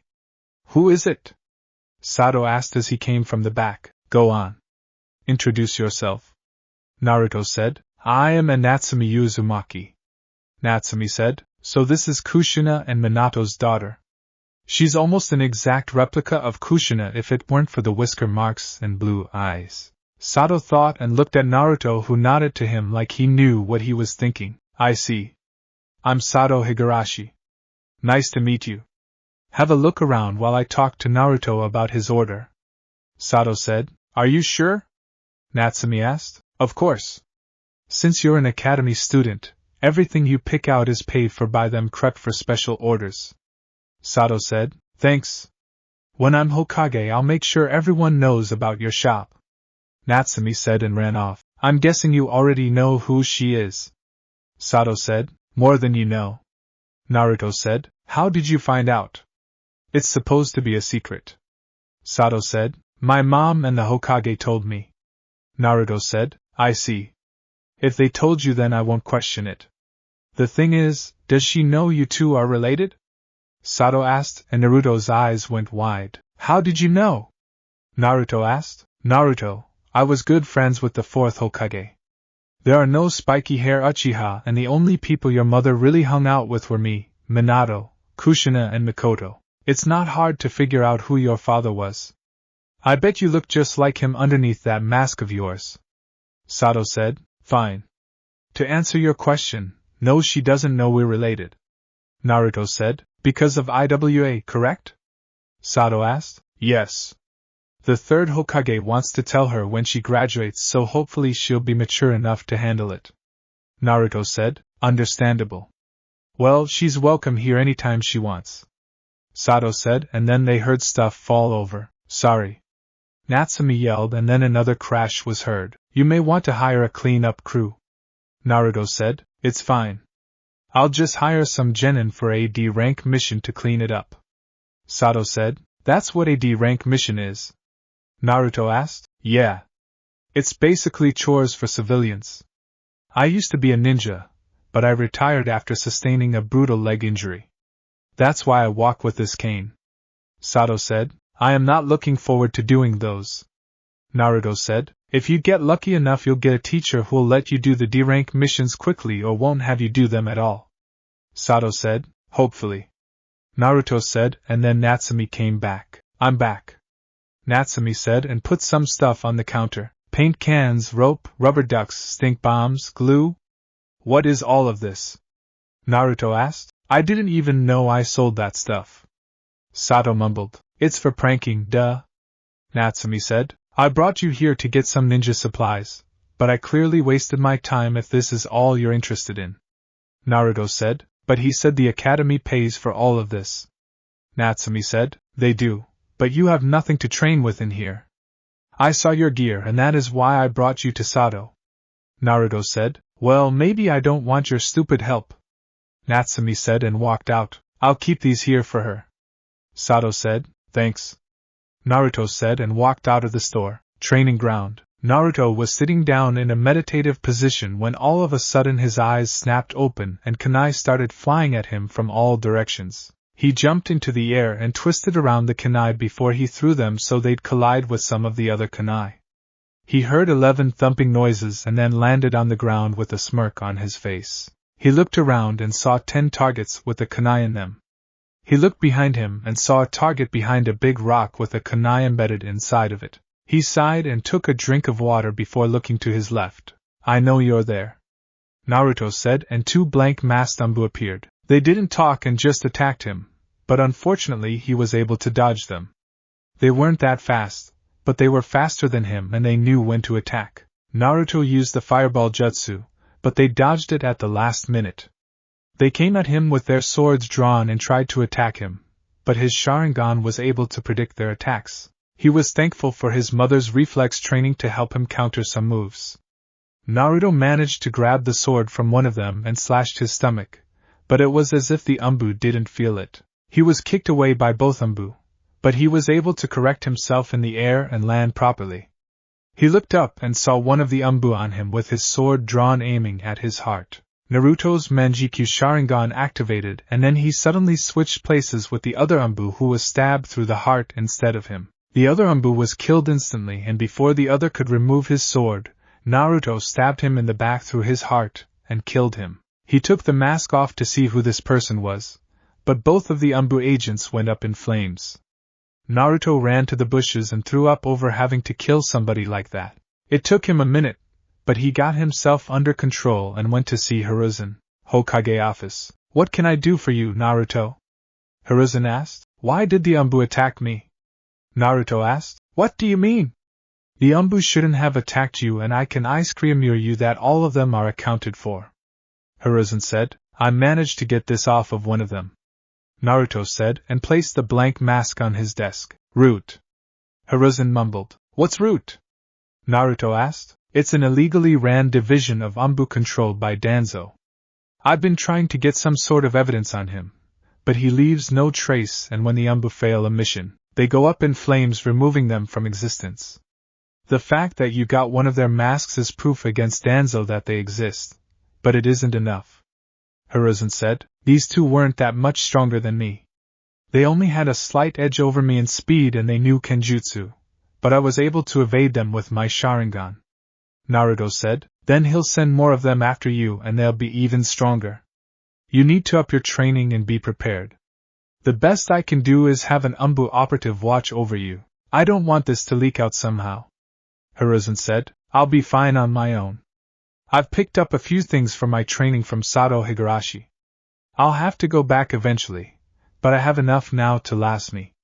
Naruto said. What did you get from him? Hiruzen asked. Some practice kunai and shuriken, 3 elemental jutsus for my chakra natures and 2 non-elemental jutsus. Naruto said. Chakra natures? Which ones do you have? Hiruzen asked. Lightning, water and fire. Naruto said, interesting. Most Uchiha normally have a fire chakra affinity, and then copy other jutsus. Hiruzen said, he said the same thing. He also has a sword that apparently nobody has been able to use, and he'll let me try to take it after I graduate. That means I'll need a kenjutsu teacher. Naruto said, well, I can't help you out since it would be showing favoritism. I also can't tell you that there's a kenjutsu area in the shinobi section of the library. Hiruzen said, and Naruto caught on to what he was doing. It's okay. I guess you can't tell me that since the civilians run the library, there's no security after it closes in 5 minutes. Naruto said, that is correct. Now, I must get back to my work.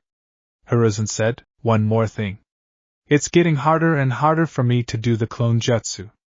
Natsumi has the same problem. Is there a way you can help me with this problem? Naruto asked. You are correct. There is absolutely no way I can allow you to take this scroll on different types of clones. Hiruzen said, as a scroll mysteriously rolled to Naruto's feet. Right. I thank you for being honest, and not getting my hopes up. I'll be happy to throw this in the trash for you since you have more work to do. Naruto said and picked up the scroll. That is most kind of you. Hiruzen said, I'll be going. Naruto said and left. Naruto. After sneaking into the library and finding what he needed, Naruto went to Kurenai's apartment to sleep for the night. On his way there, he heard sounds coming from an alley and rushed into the alley to see a group of civilians and genin beating up Natsumi. He activated his Sharingan and jumped into action. He used genjutsu on the genin who were unable to break it and simply knocked out the civilians before going over to Natsumi. Natsumi, are you okay? Naruto asked, and she slowly opened her eyes. I think I'll be okay. Natsumi said, come on. I'll take you home. Naruto said, and she climbed on his back. How did you know I was getting beat up? Natsumi asked. I was on my way to my sister's house and I heard noise in the alley. Naruto said, why is it always you saving me? Why do you hang out with me so much? Natsumi asked. Because I care about you. You mean more to me than you could imagine at the moment. Naruto said, and her eyes started to close. I wish you were my real brother. Natsumi said before she fell asleep. All will be revealed in due time. I just hope you can get strong and mature enough. Naruto thought. He entered her house and placed her on the bed. He was about to leave, but not before leaving some of his practiced ninja tools for her and some tips on how to use them. He opened the scroll that Hiruzen didn't give him and saw a jutsu known as the Shadow Clone Jutsu and wrote down the instructions for Natsumi. This jutsu was almost made for somebody like them with huge chakra reserves. While Naruto's were large for his age since he already had low chunin reserves, Natsumi most likely had more chakra than an elite jonin right now. He wrote down some chakra control exercises for her as well and then finally left. He had 5 more years until he graduated and began his ninja career. His main priority right now was to become as strong as he possibly could before he would become part of a genin team. Kenjutsu, ninjutsu, taijutsu, genjutsu and medical ninjutsu was everything he would be working on for the next 5 years. He may have to skip some days of school, but he really didn't care since they weren't really learning anything. 6 years have gone by and Naruto has grown to an acceptable level. He was a mid-chunin level ninja with some field experience thanks to him constantly having to fight off Danzo's root umbu that he sent after him. Naruto was thankful for them attacking and trying to capture him because it helped him hone his skills. He was so thankful that he sent Danzo a thank you letter in the mail, which was written on the back of an explosive tag. He trained exactly how his mother trained him and even added more to the regime thanks to Anko and Kurenai giving him some tips. He was an all-around shinobi having trained in every aspect of being a ninja and didn't finish anything until he had it down completely. Natsumi called him a perfectionist, but Naruto told her that he didn't want to make any mistakes in battle. His ninjutsu was high level thanks to him increasing his arsenal, but he didn't learn anything higher than a C-rank jutsu. His lightning ninjutsu was his best since that was his strongest affinity, and he learned to shorten the hand signs for his lighting jutsus. He learned Lightning Beast, Lightning Ball, Lightning Fish, Electromagnetic Murder and Thunderclap Arrow. His water affinity was strong, but he wanted to be able to grab water from the air like Tobirama Senju, and he would work on that all the time. Water Style, Raging Waves, Water Style, liquid bullets, water clone jutsu, water style, raging rapids and water style, water wall were all the water jutsus he's learned so far. His fire affinity was good, but it would always be his weakest affinity since he had a strong affinity to water. Fire style, fireball jutsu, fire style, phoenix flower jutsu and fire style, dragon flame jutsu were all the fire jutsus he knew. His taijutsu was about low to mid chunin level, which was good for him at his age.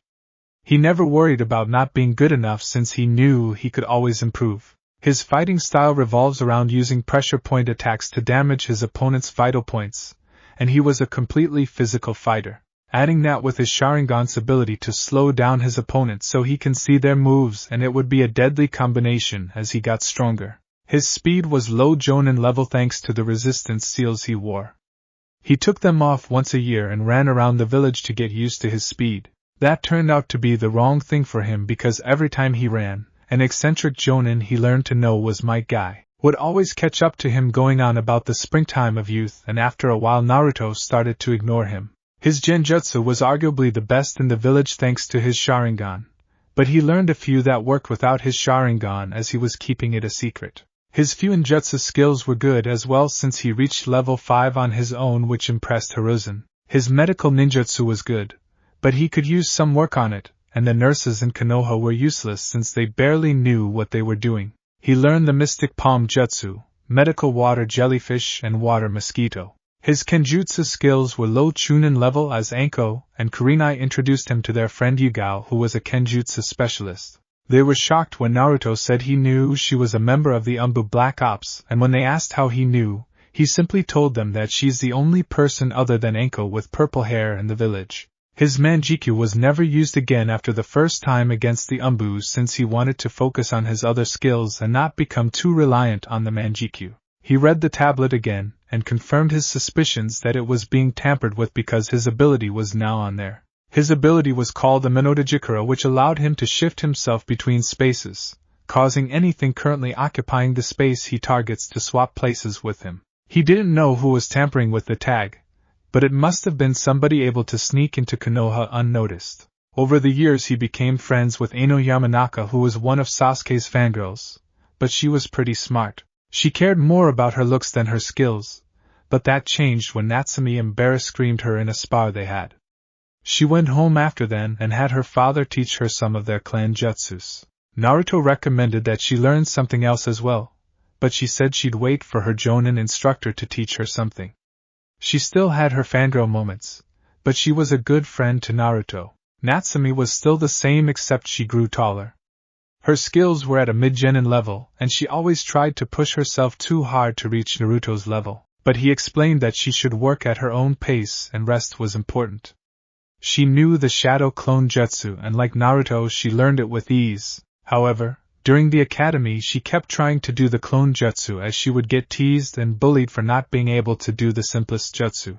Her class mates nicknamed her Tomato thanks to her red hair, and she turned into a menace whenever somebody called her that. Teachers started to call her the second coming of the red-hot habanero, and they were terrified of her.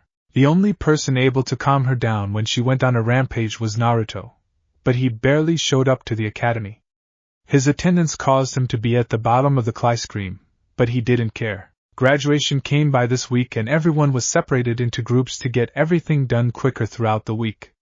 He was late to his, but he had an actual reason. The day of his graduation test was on his mother's birthday, and he was at the memorial stone for nearly 4 hours. He was excused by Iruka since he learned from Natsumi that Naruto's mother died when Iruka noticed he would never come to school at all on a specific day every year. Right now Naruto was sitting in class watching the remaining students take the test for their headbands. Ino and Sakura were arguing over Sasuke with his other fangirls who Naruto wondered how they even pie-screamed. Kiba was bragging about his skills to Shino, Choji and Shikamaru were in the middle talking to each other, and Natsumi was patiently waiting for her turn. Hurry up. I'm ready for this damn test. Natsumi said, relax. You're up next if I'm not mistaken. Naruto said, it's not she'll pie-scream. She can't even do the clone jutsu. Kiba said and everyone laughed at Natsumi except Ino and Naruto. How about a bet, Kiba? Naruto asked. What's the bet? Kiba asked. I bet Natsumi will ice cream the test with flying colors. Naruto said, Oh yeah? If she doesn't, then she has to be my servant for the next 3 months. Kiba said, Alright. When she does, you have to lick your dog's ice cream. Naruto said, Hell no! Kiba said, Oh? Is that Kiba denying a bet? Are you a pussycat? Naruto asked, and that set Kiba off. Deal. Kiba said and shook Naruto's hand. Dumba scream. Natsumi thought, Natsumi Uzumaki, you're up. Iruka said, You got this, girl. Ino said, I know. Natsumi said, Use the shadow clones. Naruto whispered, I can't. It has to be the clone jutsu. Natsumi whispered, No, it has to be a clone jutsu. They never specified which one. Naruto whispered, You're right. I'll be back with my headband. Get ready to lick some dog ice cream, Kiba. Natsumi said, Exam room. Alright, Natsumi. Please perform the substitution jutsu. Iruka said, You got it. Natsumi said and switched places with a chair before switching back. Good job. Next, perform the henge. Iruka said, Okay. Natsumi said and had a devious grin. No, wait. Iruka said, but it was too late as Natsumi transformed into a naked lady, causing Iruka and his ice cream assistant Mizuki to ice cream out from ice cream of nosebleeds. You should have seen your faces. Natsumi said, rolling around on the ground laughing. Enough with the jokes. Iruka yelled and did his infamous big head jutsu. Sorry. Sheesh. Learn to live a little. Natsumi said, Okay. Now the last part. Please create 3 clones. Iruka said, Come on, Natsumi. You can do it. Iruka thought, Go on, Natsumi. Show us why you're such a failure. I'll use you for my plans and get rid of the 9 tails at the same time. Mizuki thought, Shadow clone jutsu. A puff of smoke went off, revealing 15 Natsumis looking at them both with smug looks on their faces. So, did I ice cream? Natsumi asked and released her clones. No! That's not the regulation jutsu. You fail. Mizuki said, What? That's fooning bullshit. You never specified what kind of clone I had to use. I'm gonna kick your fooning ice cream. Natsumi yelled as her hair split into 9 pieces. Calm down, Natsumi. You ice cream. All you had to do was make a clone. I never said which kind. Please don't hurt us. Iruka begged and gave her a headband. Who. Take that, Mizuki. You son of a bitch. Natsumi yelled and ran out of the room. Damn it. Looks like I'll have to do this myself. Mizuki thought. Ice cream room. I wonder if she ice creamed. Ino said, She did. Naruto said while reading a book. How can you be so sure? Ino asked. Because I know her. Naruto said, and the door was kicked open. I ice creamed, bitches. Natsumi yelled. Who. Ino yelled and ran to give her a hug. What? There's no way you ice creamed. Kiba yelled. Well, I did. Believe it. Natsumi said. You know what that means, right, Kiba? Ino asked, and he paled. No. I'm not doing it. Kiba said. A deal is a deal. Lick Akamaru's ice cream. Natsumi said, and Akamaru plumped his in up for Kiba as if he understood what was going on. You can't make me. Kiba said, and then he couldn't move. I can. Shikamaru said as he caught Kiba with his shadow possession jutsu. Say ah, Kiba. Natsumi said, and Shikamaru made Kiba open his mouth to lick Akamaru's ice cream. Wow, Kiba. We didn't know you felt so strongly about Akamaru. Ino said, and everyone laughed. Kiba Inuzuka. What are you doing? Iruka yelled as he came into the ice cream room. He was just showing Akamaru how much he loved him. Ino said, and Shikamaru dropped his jutsu. What you do at home is your business, but do not bring it to the ice cream room. Iruka said, I was forced to do it. Kiba said, He's lying. He just held up his end of a bet. Natsumi said, Sometimes they make me regret being a teacher. Iruka thought, and rubbed his temples. Listen up. It's time to announce the Rookie of the Year, Kunoichi of the Year, and the Dead Last. Iruka said, Yes. Natsumi said, Rookie of the Year goes to Sasuke Uchiha. Iruka said, HN. Sasuke said, Kunoichi of the Year goes to Sakura Haruno. Irika said. What? That's bullshit. Natsumi yelled. She's right. Natsumi was only slightly behind Sakura academically and blew her out of the water in everything else. Irika thought. I demand a recount. Natsumi yelled and, I'm sorry, but it's what Mizuki put on here when he tallied the scores for this year. Irika said. Ha! Sakura said and stuck her tongue out at Natsumi. All right. The dead last is Kiba Inuzuka. Irika said. What? There's no way Naruto finished above me. Kiba yelled. Well, it's true. Naruto would have been the rookie of the year, but he only came to Ice Cream like 10 days a month. He has the highest scores in everything except his attendance. Now, tomorrow will be Team Ice Cream and the beginning of your ninja careers. Congratulations to everyone who ice creamed. Irika said and walked out the room. So, who wants to celebrate? Natsumi asked. You can't. You need to come with me. Naruto said. Is this another challenge? We're tied at 35 apiece. Natsumi said. No. It's something even better than that. Just come with me. Naruto said and they left. Village. So, what's so important that you can't tell me? Natsumi asked as they were walking through the village. Just be patient. Naruto said. I can't believe she graduated. A civilian whispered. Good thing I pulled my daughter out of the academy. I can't believe the Hokage let that thing become a ninja. We should have killed the demon when we had the chance. Naruto, you'd never lie to me, right? Natsumi asked. Of course not. Why? Naruto asked. So if I were to ask you a question, you'd answer it honestly?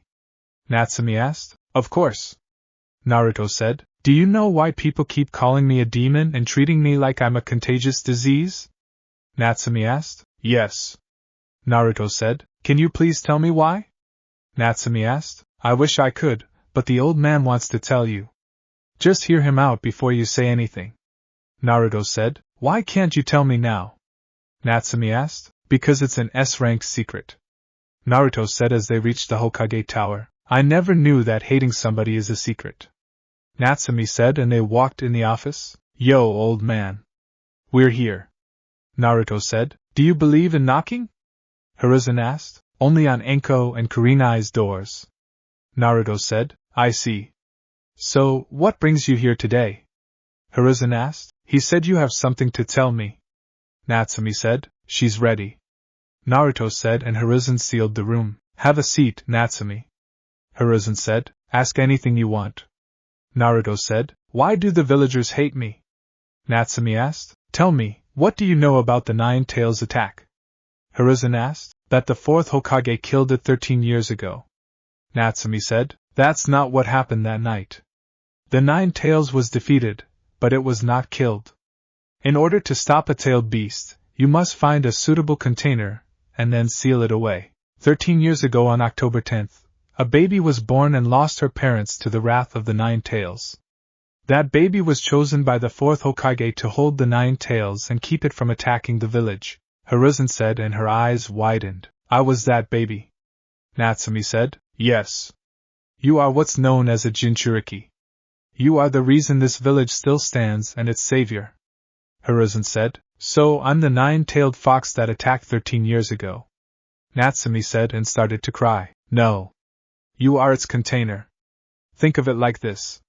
If I put water in a cup, does the cup become water? Hiruzen asked. No.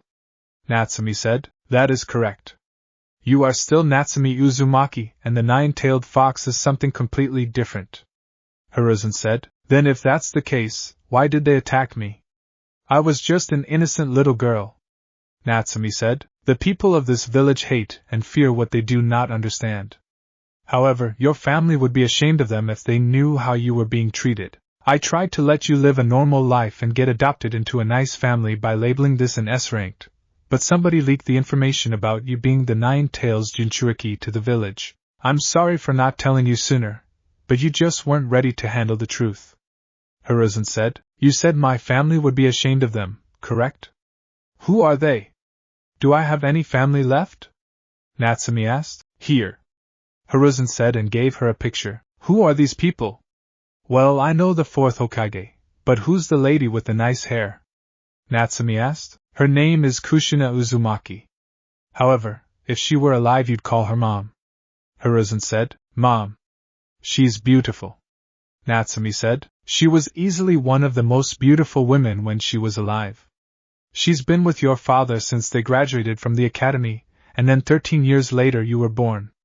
Hiruzen said. I hope my mom never got teased like I did. Natsumi said, and Hiruzen chuckled. Oh, she has, but for different reasons. She was teased and picked on because of her red hair and also because she was considered an outsider. Hiruzen said. Why? Natsumi asked. Because she was originally from the Uzushiogaku in the land of whirlpools. It was the home of the Uzumaki clan.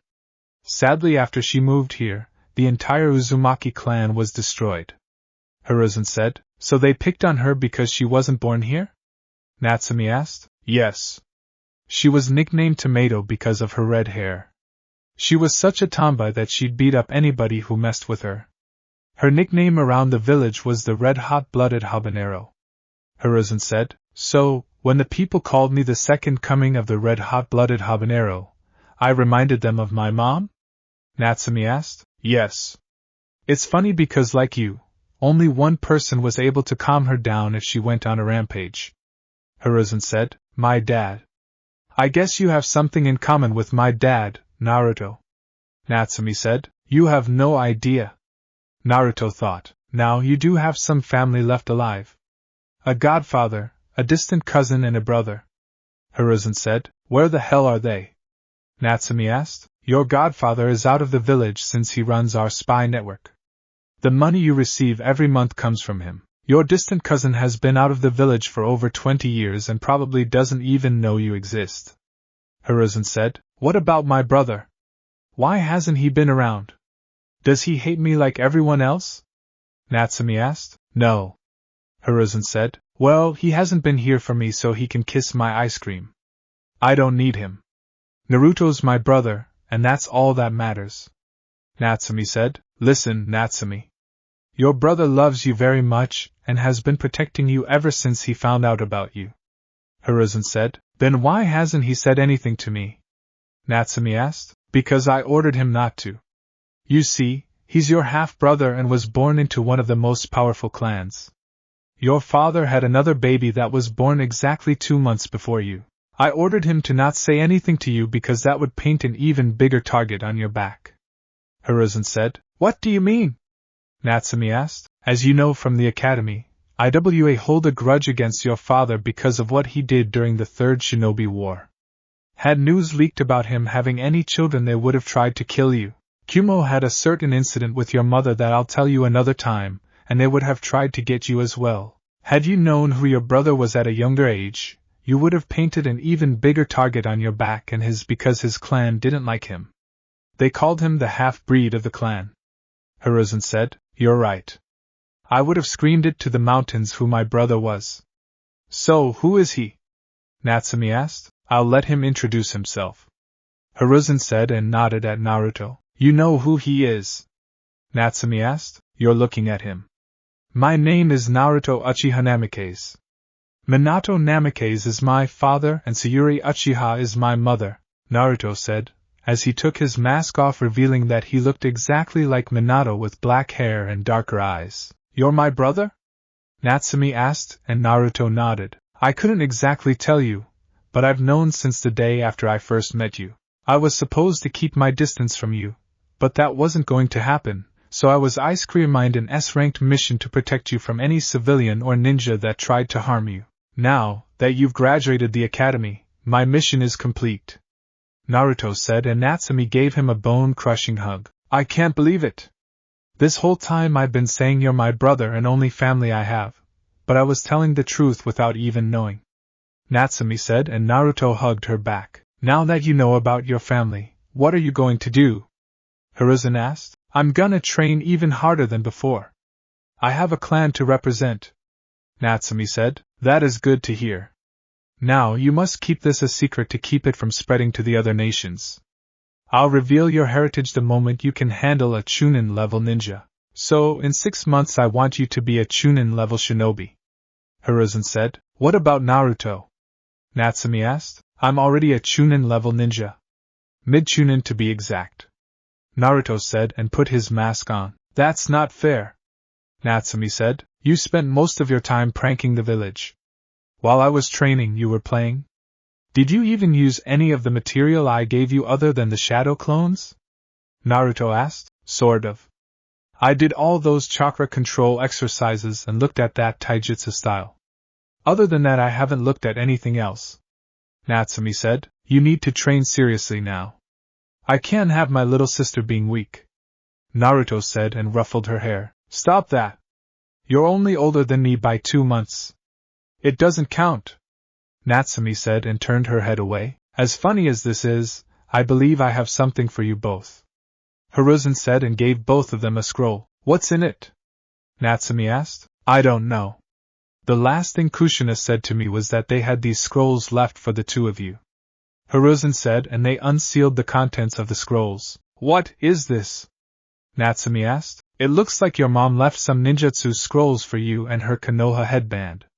Hiruzen said. Cool. Hey, what did you get? Natsumi asked. A bunch of tri-pronged kunai and some space-time ninjutsu scrolls. Naruto said. Well, it seems the two of you have some work to do. However, I recommend that you wait until you're ready for them. Hiruzen said. You're right. Natsumi, come here. Naruto said. What do you want? Natsumi asked and Naruto drew a seal on her arm that disappeared. I just put a storage seal on your arm. That way you don't have to worry about losing the stuff your mom gave you. Naruto said. Sweet. That sealing stuff seems complicated, but I'll give it a try. Natsumi said. Well, you two must be going now. I have important matters to attend to. Hiruzen said and unsealed the room. In other words, you've been putting off your paperwork again. Naruto said. Shame on you, old man. Natsumi said. Damn kids. Hiruzen mumbled and they laughed, but Naruto whispered something in his ear making his jaw drop. Let's go, Natsumi. Naruto said. What did you tell him? Natsumi asked. It's a secret. I need to get my sword from Sato. Naruto said. Let's go. I want to laugh at you when you fail. Natsumi said. Just for that, you can walk there. Naruto said and vanished. Cheater. Natsumi yelled and jumped out of the window as Hiruzen's secretary came into the room. Lord Hokage, I have those files from the Civilian Council for you, she said and pushed in 2 carts stacked with papers then left. Phew, luck. Hiruzen yelled and glared at the picture of Minato and Tobirama who seemed to be smirking at him. You bastards knew about this and didn't tell me. Hiruzen yelled and created some shadow clones. Higurashi Ninja's shop. Took you long enough. Naruto said. You cheated. Natsumi said as he entered the shop. Yo! Old man Sato. I'm here for my sword and my order. Naruto said. I'm her too. Natsumi said. Well, if it isn't my favorite customers. Sato said as he came from the back carrying a scroll. Check it out. We graduated. Natsumi said. I see. Congrats to the both of you. Now, Naruto. There were a little bit of adjustments I had to make to your order. Sato said. What was that? Naruto asked. Nothing bad. It's actually better for you and I don't have to charge you extra. The guy I usually get my materials from didn't have as much steel as I needed for you kunai and shuriken, so I had to make them out of carbon fiber instead of steel. Sato said. What's the difference? Natsumi asked. Carbon fiber is 5 times stronger than steel, twice as stiff, lighter and more resistant to heat just in case you want to channel fire chakra through it. However, this is a rare kind of carbon fiber since it's also able to handle chakra a lot better than chakra metal, so these will last a lot longer. Sato said and handed one to Naruto. Whoa! It really is lighter. Naruto said and handed it Natsumi. Wow! It is. Natsumi said. I believe you wanted to try the sword. Sato said. You're right. Naruto said and they walked to the sword. This is the sword?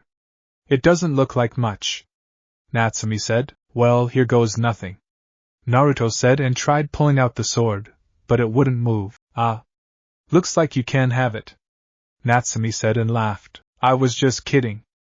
Naruto said and removed the sword easily. What? How? Natsumi asked. There's something on the sword that pricked my hand and took some blood.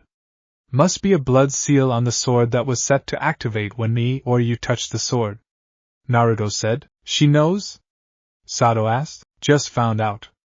Naruto said as he was checking out his sword. That's right. Natsumi said. I see.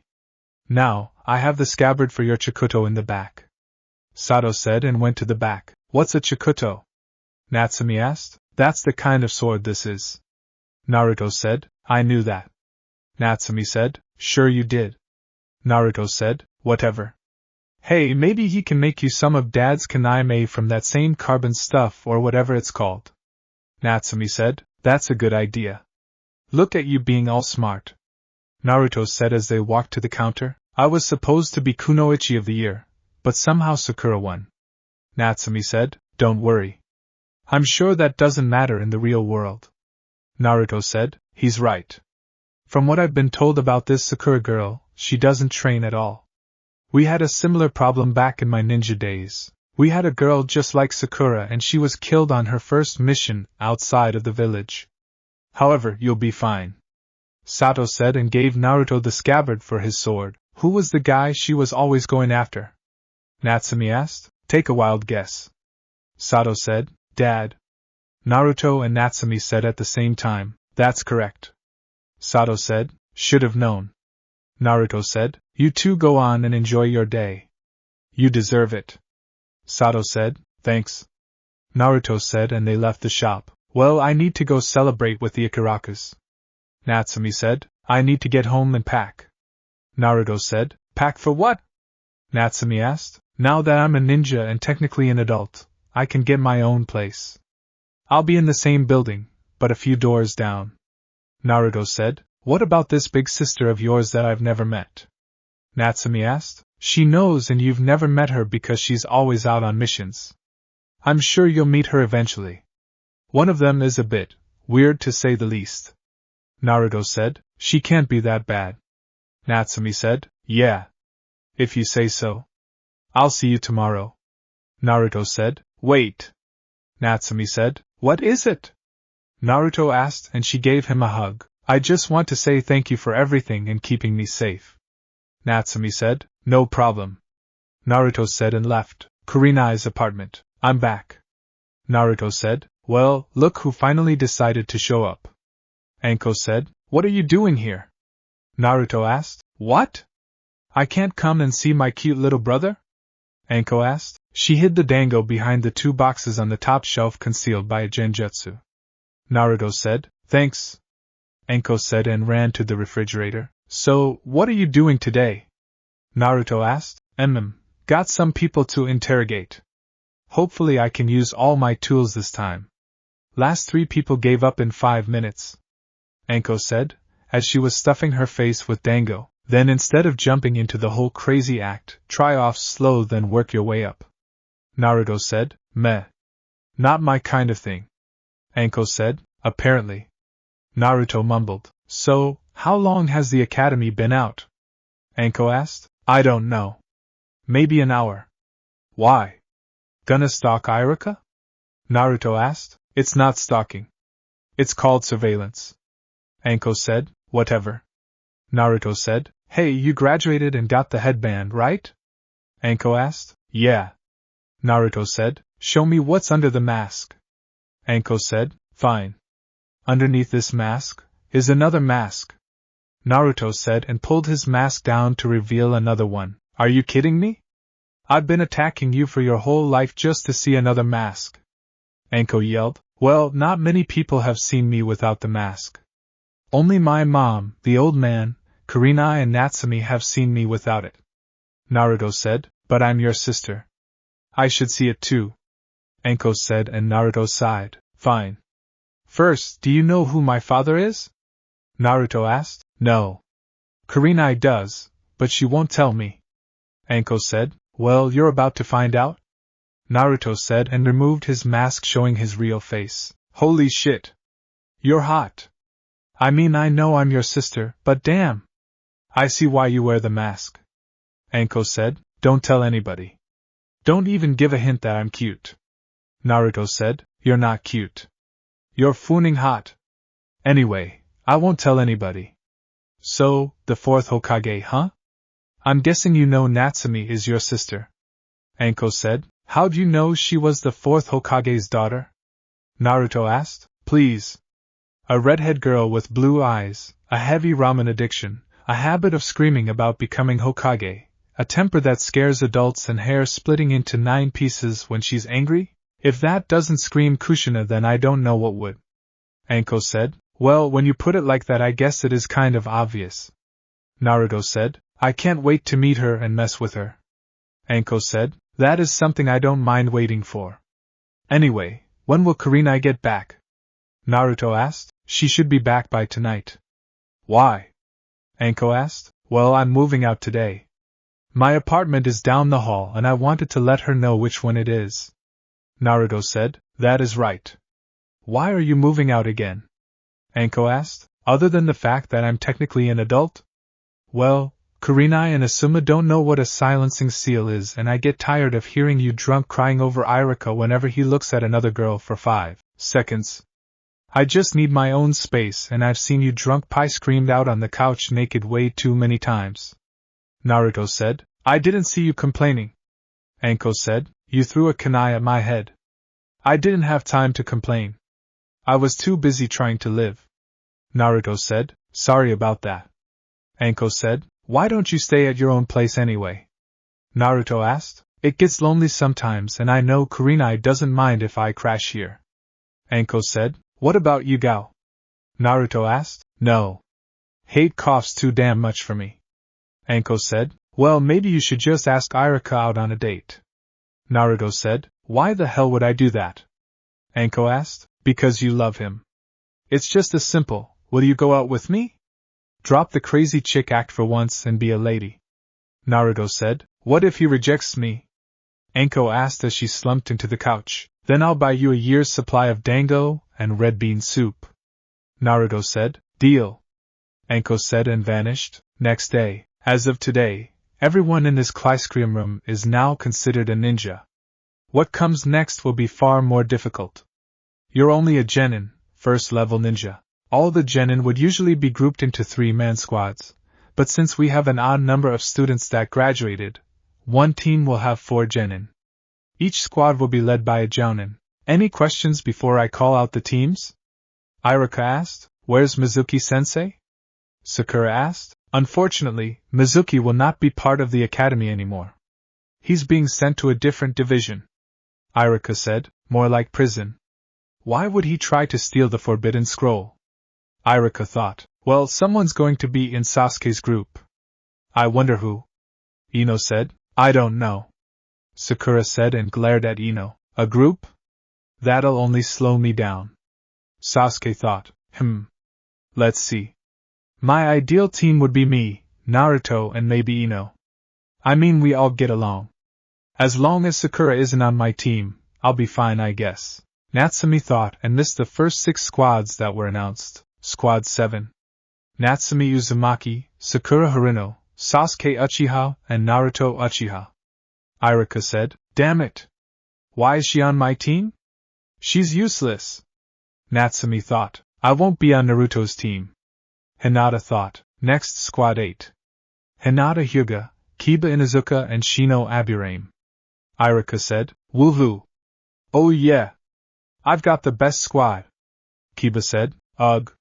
How did Sakura get in Sasuke's group? Ino asked. I don't get it. What do you see in a guy like that? He's not so special. Shikamaru said. You are so beyond clueless, Shikamaru. Don't you get it? Ino asked. Enough.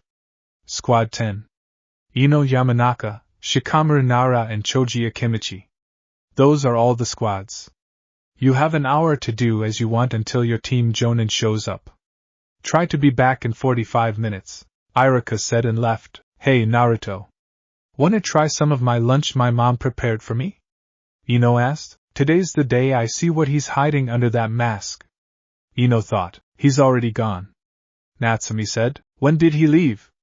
Ino asked. As soon as our team was announced. Natsumi said. Damn it. He will show me what's under his mask. Ino said. Why do you want to see what's under his mask so badly?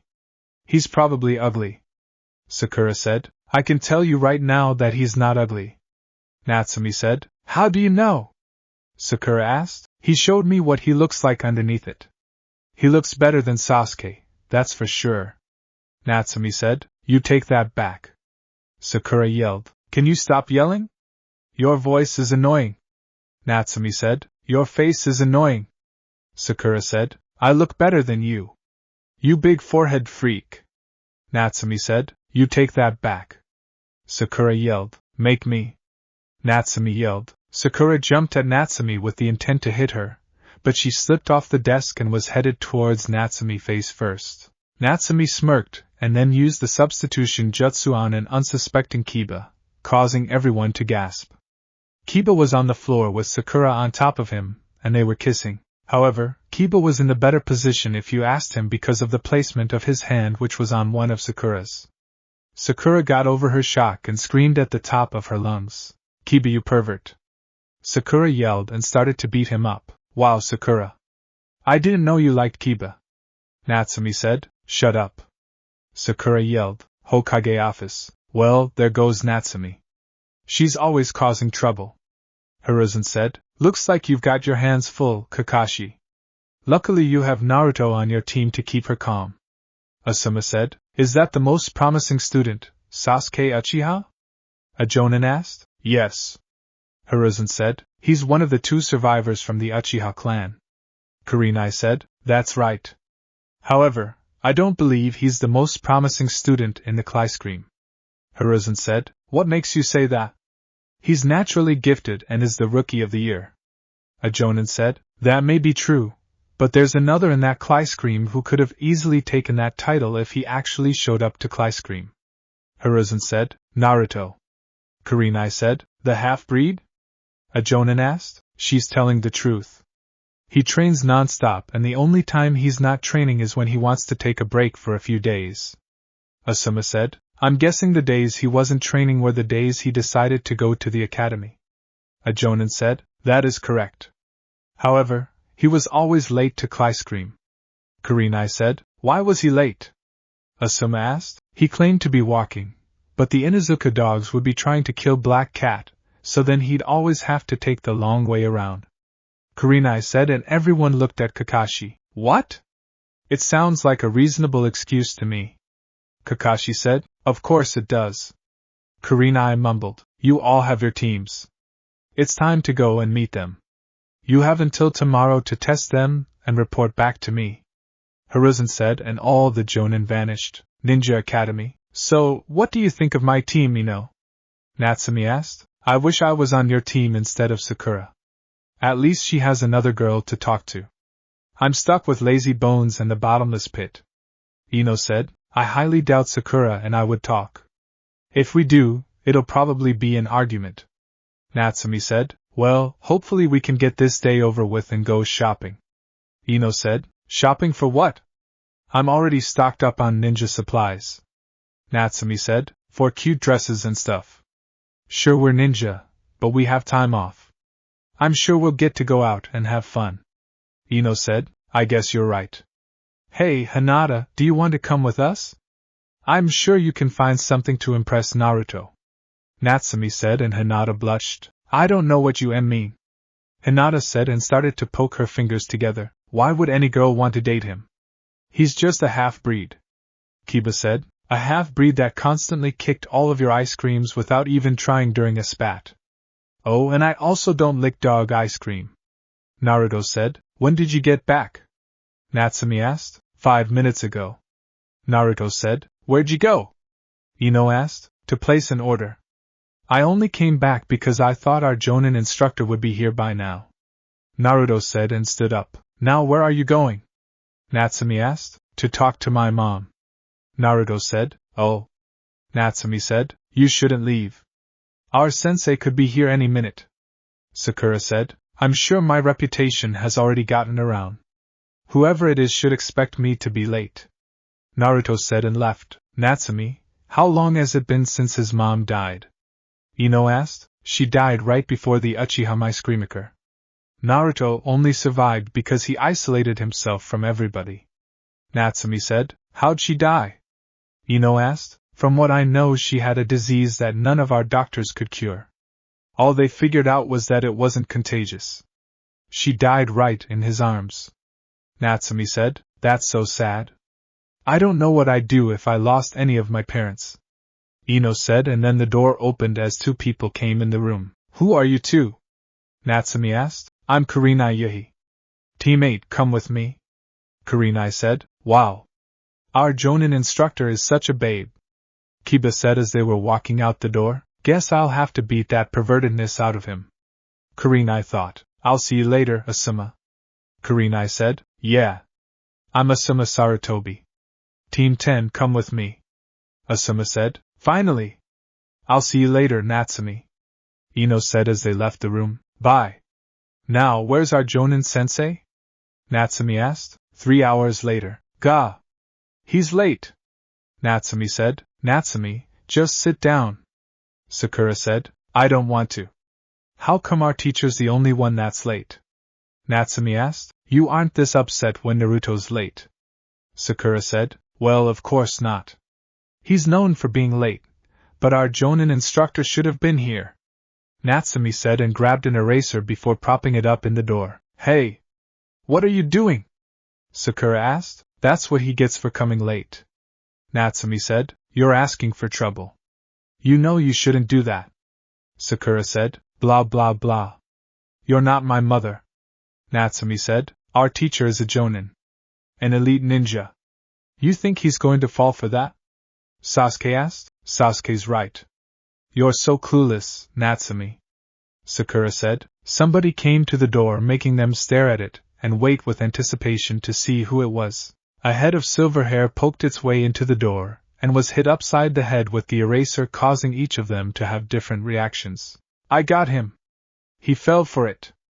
Natsumi said and started to laugh at him. I'm sorry, sensei. I tried to stop her, but she wouldn't listen. I'd never do anything like that. Sakura said. He actually fell for that cheap trick? Is this guy really a Jonin? Sasuke thought. How can I put this? My first impression of this group, you're a bunch of idiots. I'm Kakashi Hatake, your Jonin instructor. Meet me on the roof in 2 minutes. Kakashi said. What about Naruto? He's not here yet. Sakura said. He's on the roof already. Kakashi said. Rooftop, all right. Introduce yourselves one at a time. Kakashi said. Introduce ourselves? What are we supposed to say? Sakura asked. Things you like? Things you hate? Dreams for the future? Your hobbies? Things like that. Kakashi said. How about you go first? We already know each other, but we don't know you. Natsumi said. Me? I'm Kakashi Hatake. Things I like and things I hate. I don't feel like telling you that. My dreams for the future? Never really thought about it. I have lots of hobbies. Kakashi said. All he really told us was his name. Sakura said. Okay. Your turn. You on the right. You're first. Kakashi said. I'm Natsumi Uzumaki. What I like is my brother, ramen, training, my red hair and pranking people. My dislikes are perverts, rapists, foreheads, douchebags, kiba, people who call me tomato and people who can't tell the difference between water and the cup it's in. My hobbies are pranking and training. My dream for the future is to become Hokage. Natsumi said. She's different from what I expected. Kakashi thought. Next. Kakashi said. I'm Sakura Haruno. What I like, the person I like is, my hobby is, my dream for the future is. Sakura said and let out a squeal. What do you hate? Kakashi asked. Natsumi. Sakura yelled. Kiss my ice cream, Pinky. Natsumi yelled. Girls her age are more interested in boys than ninja training. Kakashi thought. Alright, next up. Kakashi said. My name is Sasuke Uchiha. I hate a lot of things and I don't particularly like anything. What I have is not a dream because I will make it a reality. I'm going to restore my clan and destroy a certain someone. Sasuke said. Sheesh. Lighten up a bit. Natsumi thought. Sasuke is so hot. Sakura thought. Just as I thought. Kakashi thought. Alright. Last one. Kakashi said. My name is Naruto Uchiha. My likes, I have a few of them. Dislikes, well, everything I dislike is dead except for a certain root problem and tyrants. My dream for the future? I guess get married and start a family. Naruto said. So, you want to restore the Uchiha clan as well? Kakashi said. I just said everything I dislike is dead. Why would I want to restore that clan? My family may have the Sharingan, but we won't be associated with the Uchiha clan. I plan on taking my father's name soon and dropping the Uchiha name for good. Naruto said. What did you say, you pathetic half-breed? Sasuke asked. You heard me. Why should I care about the Uchiha clan when they didn't give a damn about me? Isolating me and my mother just because she was a part of the clan's fetish for keeping it in the family. The only other clan that is okay with incest is the Hyuga clan. Naruto said, and Sasuke tried to attack him, but Naruto countered and pinned him to the ground. Let go of me. Nobody will disrespect the Uchiha clan as long as I'm around. Sasuke said. Look at you. Weak and pathetic. The so-called prodigy of the Uchiha clan. A name that was given to you by ninja and civilians who kiss your ice cream to feed your ego. You're nothing compared to me, and don't forget it. Look at you, squirming underneath my foot. Pathetic. You're lucky Mikoto is your mother, or I would have killed you and sent you to live with the rest of that pathetic clan. This is your only warning. Naruto said and released Sasuke. What the hell was that? He's never acted like this before. Natsumi thought. How dare he touch Sasuke like that? Sakura thought. Maybe it was a bad idea putting them on the same team. Kakashi thought. Alright. Well, each of you are unique and have your own ideas. We'll have our first mission tomorrow. Kakashi said. What kind of mission? Natsumi asked. It's a task that the 5 of us will do together. Kakashi said. What is it?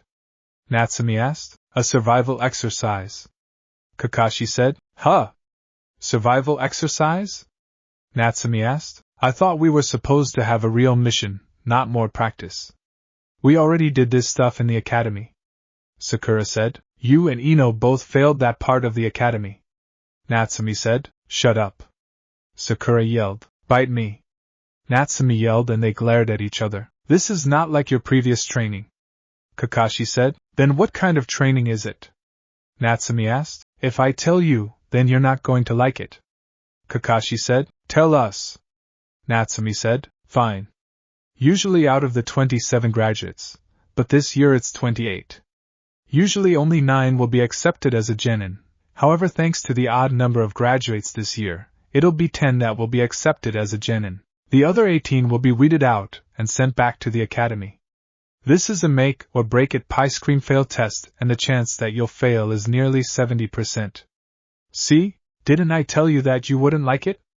Kakashi asked. That's complete bullshit. What the hell was the point of us graduating? Natsumi asked. Sheesh. The mouth of this girl. Kakashi thought. That was just to select candidates who may or may not become genin. That's how it is. I decide whether you ice cream or fail. Meet me at Training Ground 7 at 5 a.m. and bring your ninja gear. Kakashi said. Well, I'm not gonna fail this test. My mom and dad would be so disappointed in me. That and I have to become Hokage.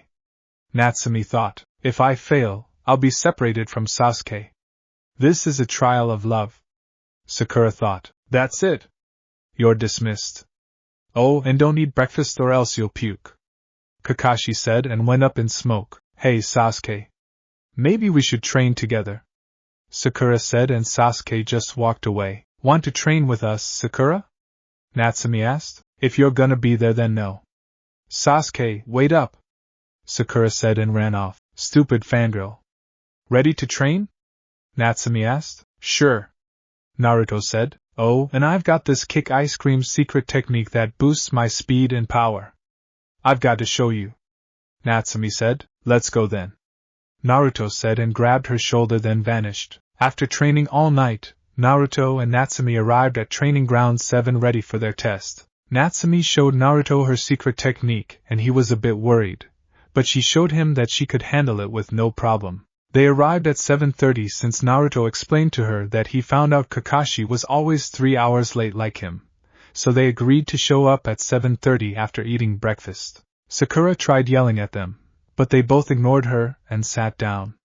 Sasuke glared at Naruto, But he wasn't even paying attention to Sasuke since he was reading the sealing book left by his father. 30 minutes later, Kakashi finally arrived. "Morning, everyone. Ready for your first day?" Kakashi asked. "You're late," Sakura yelled. "Well, a black cat crossed my path, so I had to take the long way," Kakashi said. "Does this cat have a scar over its left eye and 2 different colored eyes?" Naruto asked. "In fact it does," Kakashi said, and Natsumi just looked at him. "See? I was telling the truth. That's the cat the Inuzuka dogs keep trying to kill," Naruto said and put his book away. "I've heard about you." "Nice mask," Kakashi said. "Thanks," Naruto said. "What the hell is going on?" Natsumi asked. "Never mind that. Let's get started," Kakashi said and set a clock on a stump. "What's the clock for?" Sakura asked. "It's set for noon. Your ice cream assignment is very simple. You just have to take these bells from me. That's all there is to it. If you can't get them by noon, you go without lunch. You'll be tied to those posts, and you'll watch while I eat my lunch in front of you," Kakashi said. "So that's why," Sasuke thought. "He told us not to eat breakfast to make it harder on us." Sakura thought, and then realized something. "Wait a minute. There's 4 of us and only 3 bells. How come you have an odd number of bells?" Sakura asked. "Well, that way, at least one of you will end up tied to a post and ultimately disqualified for failing to complete the mission. That one will go back to the academy. Then again, all 4 of you could flunk out as well. You can use any weapon, including shuriken. If you're not prepared to kill me, you won't be able to take the bells," Kakashi said. "Those weapons are too dangerous, sensei," Sakura said. "Yeah. You couldn't even dodge that eraser," Natsumi said and laughed at him. "The loudest ones are usually the weakest of the bunch," Kakashi said. "Well, it's a good thing Sakura is the loudest person in the village," Natsumi said. "Sheesh. She looks like her mother, and acts just like her. However, Natsumi is a bit more brash than Lady Kushina," Kakashi thought. "When I say start, you can begin," Kakashi said, and Natsumi was about to charge at him with a kunai, but she was stopped as Kakashi twisted her arm and had her holding her own kunai at her neck. "He's so fast. I didn't even see it," Sakura thought. "So this is a jonin," Sasuke thought. He was holding back. Naruto thought. "Don't be in such a hurry. I didn't say start yet, but it's good that you came at me with the full intention of destroying me, so how can I say this? I'm actually starting to like you guys. Get ready, start," Kakashi said, and they jumped into the forest except for Naruto, who used a shunshin. Ninjas must know how to conceal their movements and hide effectively, Kakashi said, and then turned around to see Natsumi. "You and me. Right now. Fair and square, Cyclops," Natsumi said. "You know, compared to the others, you're a little bit weird," Kakashi said. "That just means I stand out more. Being weird is a compliment," Natsumi said, and Kakashi pulled out a book, Shinobi Battle Techniques, Lesson 1. Taijutsu. Kakashi said. Natsumi ran at Kakashi and threw a wild punch, but Kakashi easily caught it.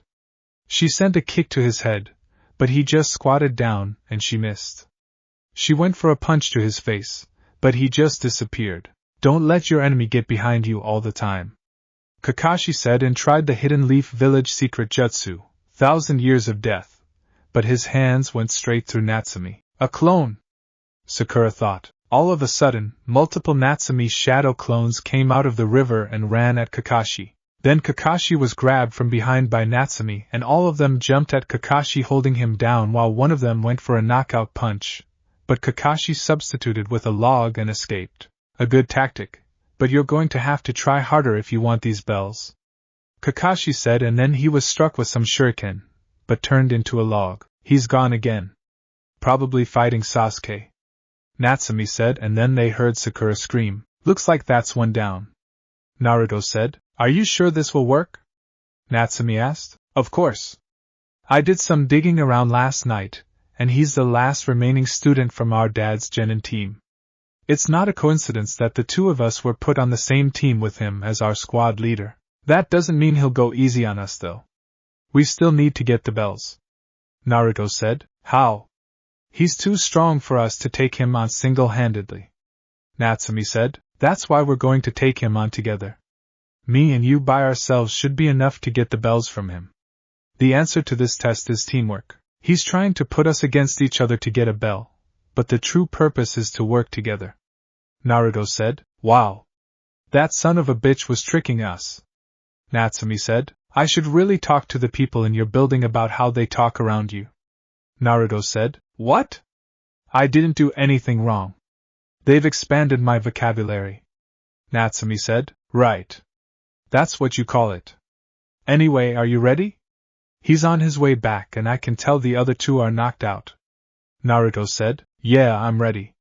Natsumi said as Kakashi came back with Sakura and Sasuke unconscious under his arms. So, are the two of you going to even try? Kakashi asked. Sure. It's not like you weren't expecting this.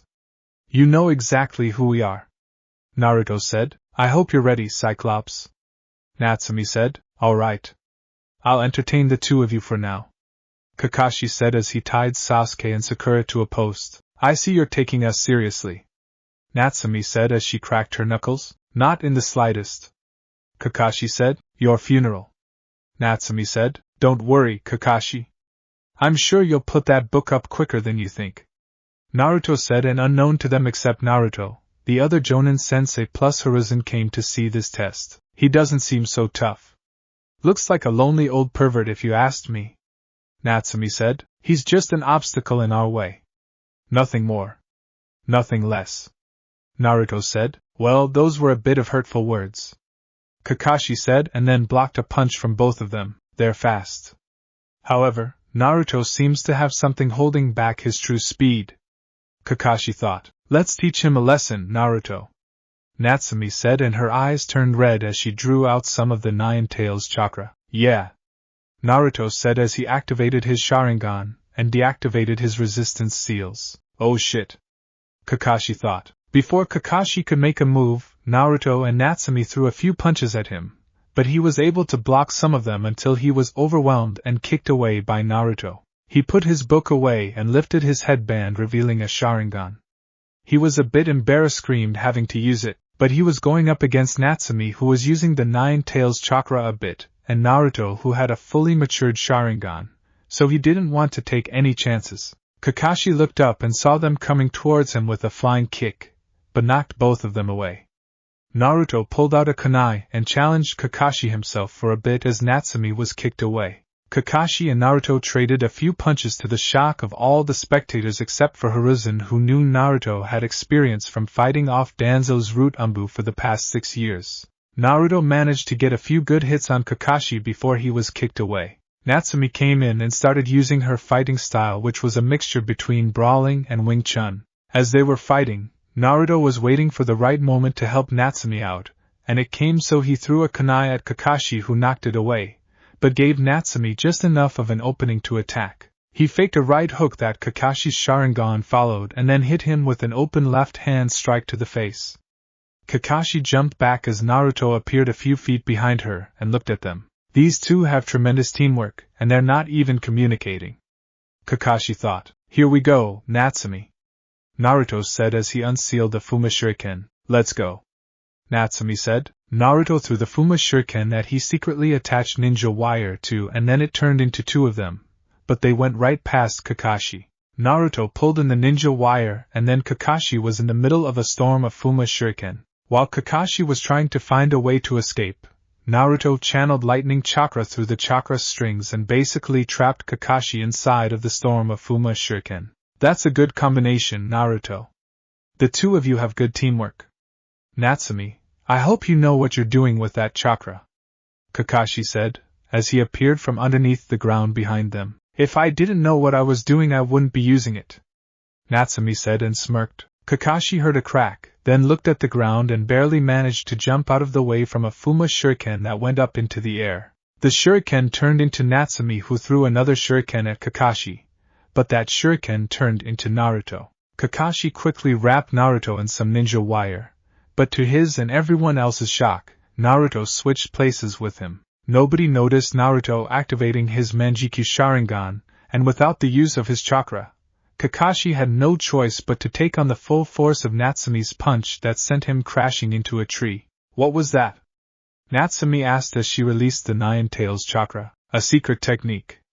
Naruto said and deactivated his Sharingan, but then the timer went off. Damn it! We didn't get the bells. Natsumi said. Yes, we did. Naruto said, as he held up the 3 bells and gave one to Natsumi. How did you get them? Natsumi asked. When I switched places with him. Naruto said. Very good, you two. You are the first team to get the bells. Now, since there are only 3 bells, who gets the last one? Kakashi asked, and they threw the bells to their unconscious teammates. They can have them. Sakura would yell her heart out if she failed, which would cause the Inuzuka dogs to lose their minds, and Sasuke would bitch and complain to the council like he always does when something doesn't go his way. Naruto said, Yeah. We know the old man doesn't want to deal with his bullshit. Natsumi said, and Kakashi's sweat dropped. Who taught her to speak like that? Kakashi thought, well, Team 7 pie screams. I'll go and let the Hokage know that you pie screamed. Kakashi said, he already knows. Naruto said and pointed to the onlookers. When did they get here? Natsumi asked. Right before we started to fight. Naruto said, well, you two are certainly a good team. Hiruzen said, did you expect anything less? Natsumi asked, well, how did they do, Kakashi? Hiruzen asked, honestly, I don't see how Sakura pie screamed. Sasuke is good for age, but relies too much on himself, and I don't need to say anything about these two. Kakashi said, then it looks like Teams 7, 8, and 10 pie scream. Hiruzen said, what about the ones that failed? Natsumi asked, they're going into the reserves unless they no longer want to be a ninja. Hiruzen said, I did it. I'm a ninja. Natsumi said and started jumping around. However, I'd like to make a recommendation. Kakashi said, what would that be? Hiruzen asked, I'd like to recommend Naruto for a promotion to Special Genin. Kakashi said, what makes you say that? Asuma asked, yeah. It's been quite some time since we've had a Special Genin. Hiruzen said, what's a Special Genin?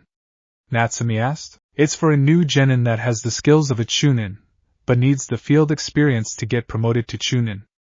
Hiruzen said, does that mean I don't have to do those stupid D-rank missions? Naruto asked, yes.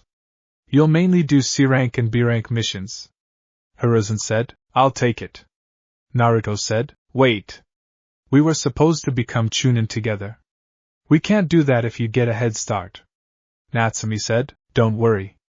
I won't take the promotion unless you're involved. Naruto said, the only way for that to happen is if she takes the Chunin exams in 6 months. Hiruzen said, then that's when I'm taking my promotion. Naruto said, congratulations, Naruto. The only person to get promoted this fast was the 4th Hokage. Hiruzen said, hey. Why am I tied to a post? Sakura asked, you got your ice cream handed to you. Natsumi said, shut up. Stupid tomato. Sakura yelled, the fun did you just call me?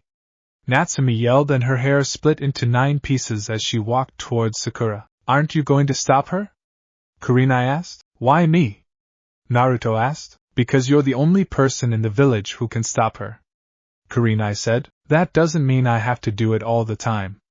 Naruto said. Naruto, I'd rather not have a dead genin in less than a week of having a team. Just calm her down.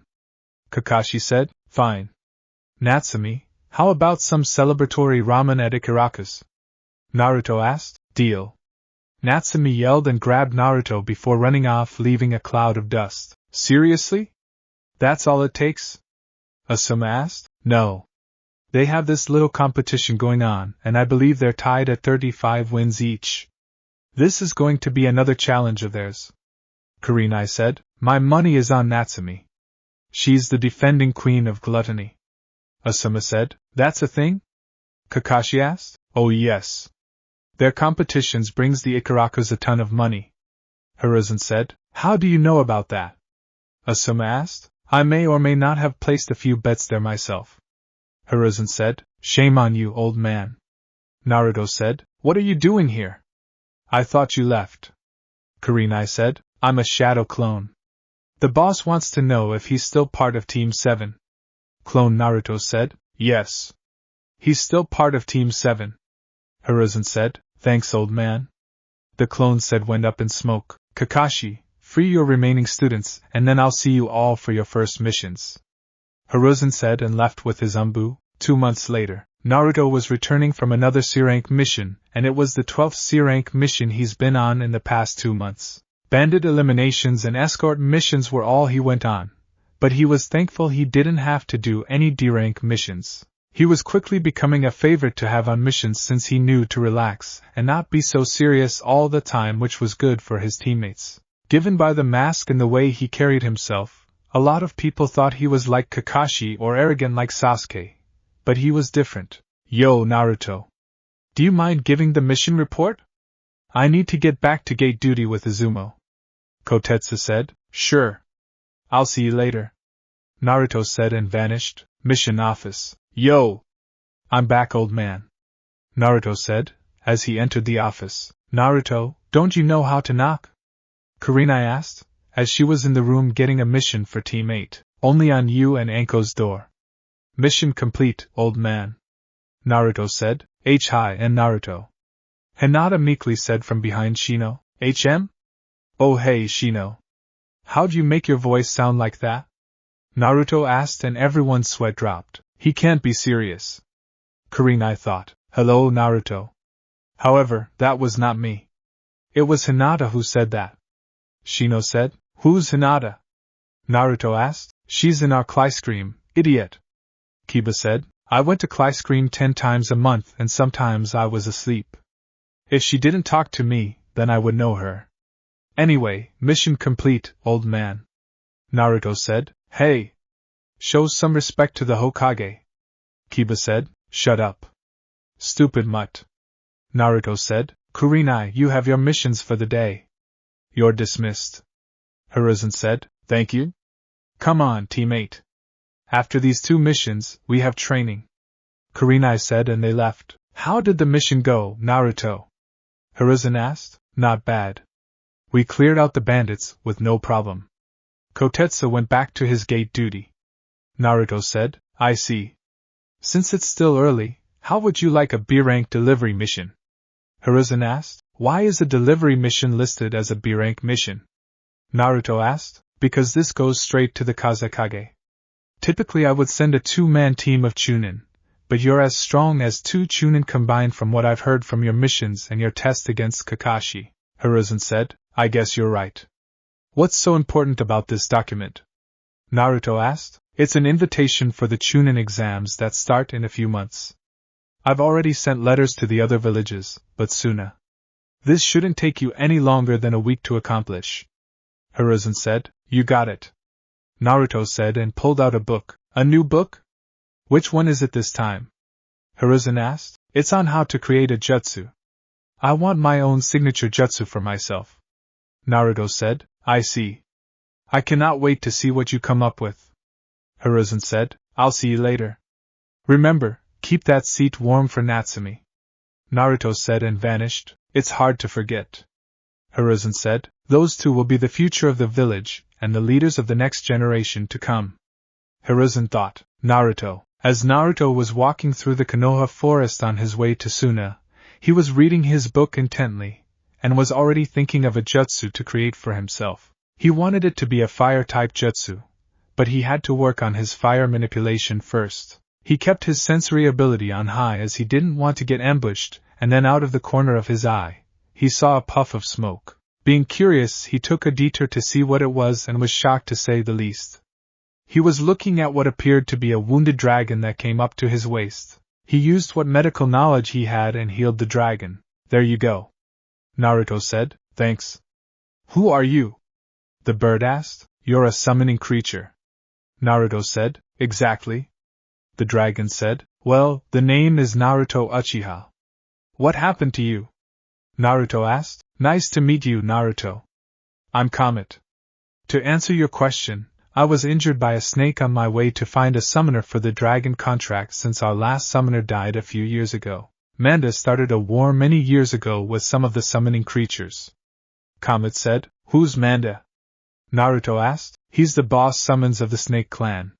He started a war between the dragons, toads, snakes, slugs over 20 years ago. The toads, dragons and slugs are allied, but Manda ruined the reputation of the Snake Clan and is currently trying to get rid of us.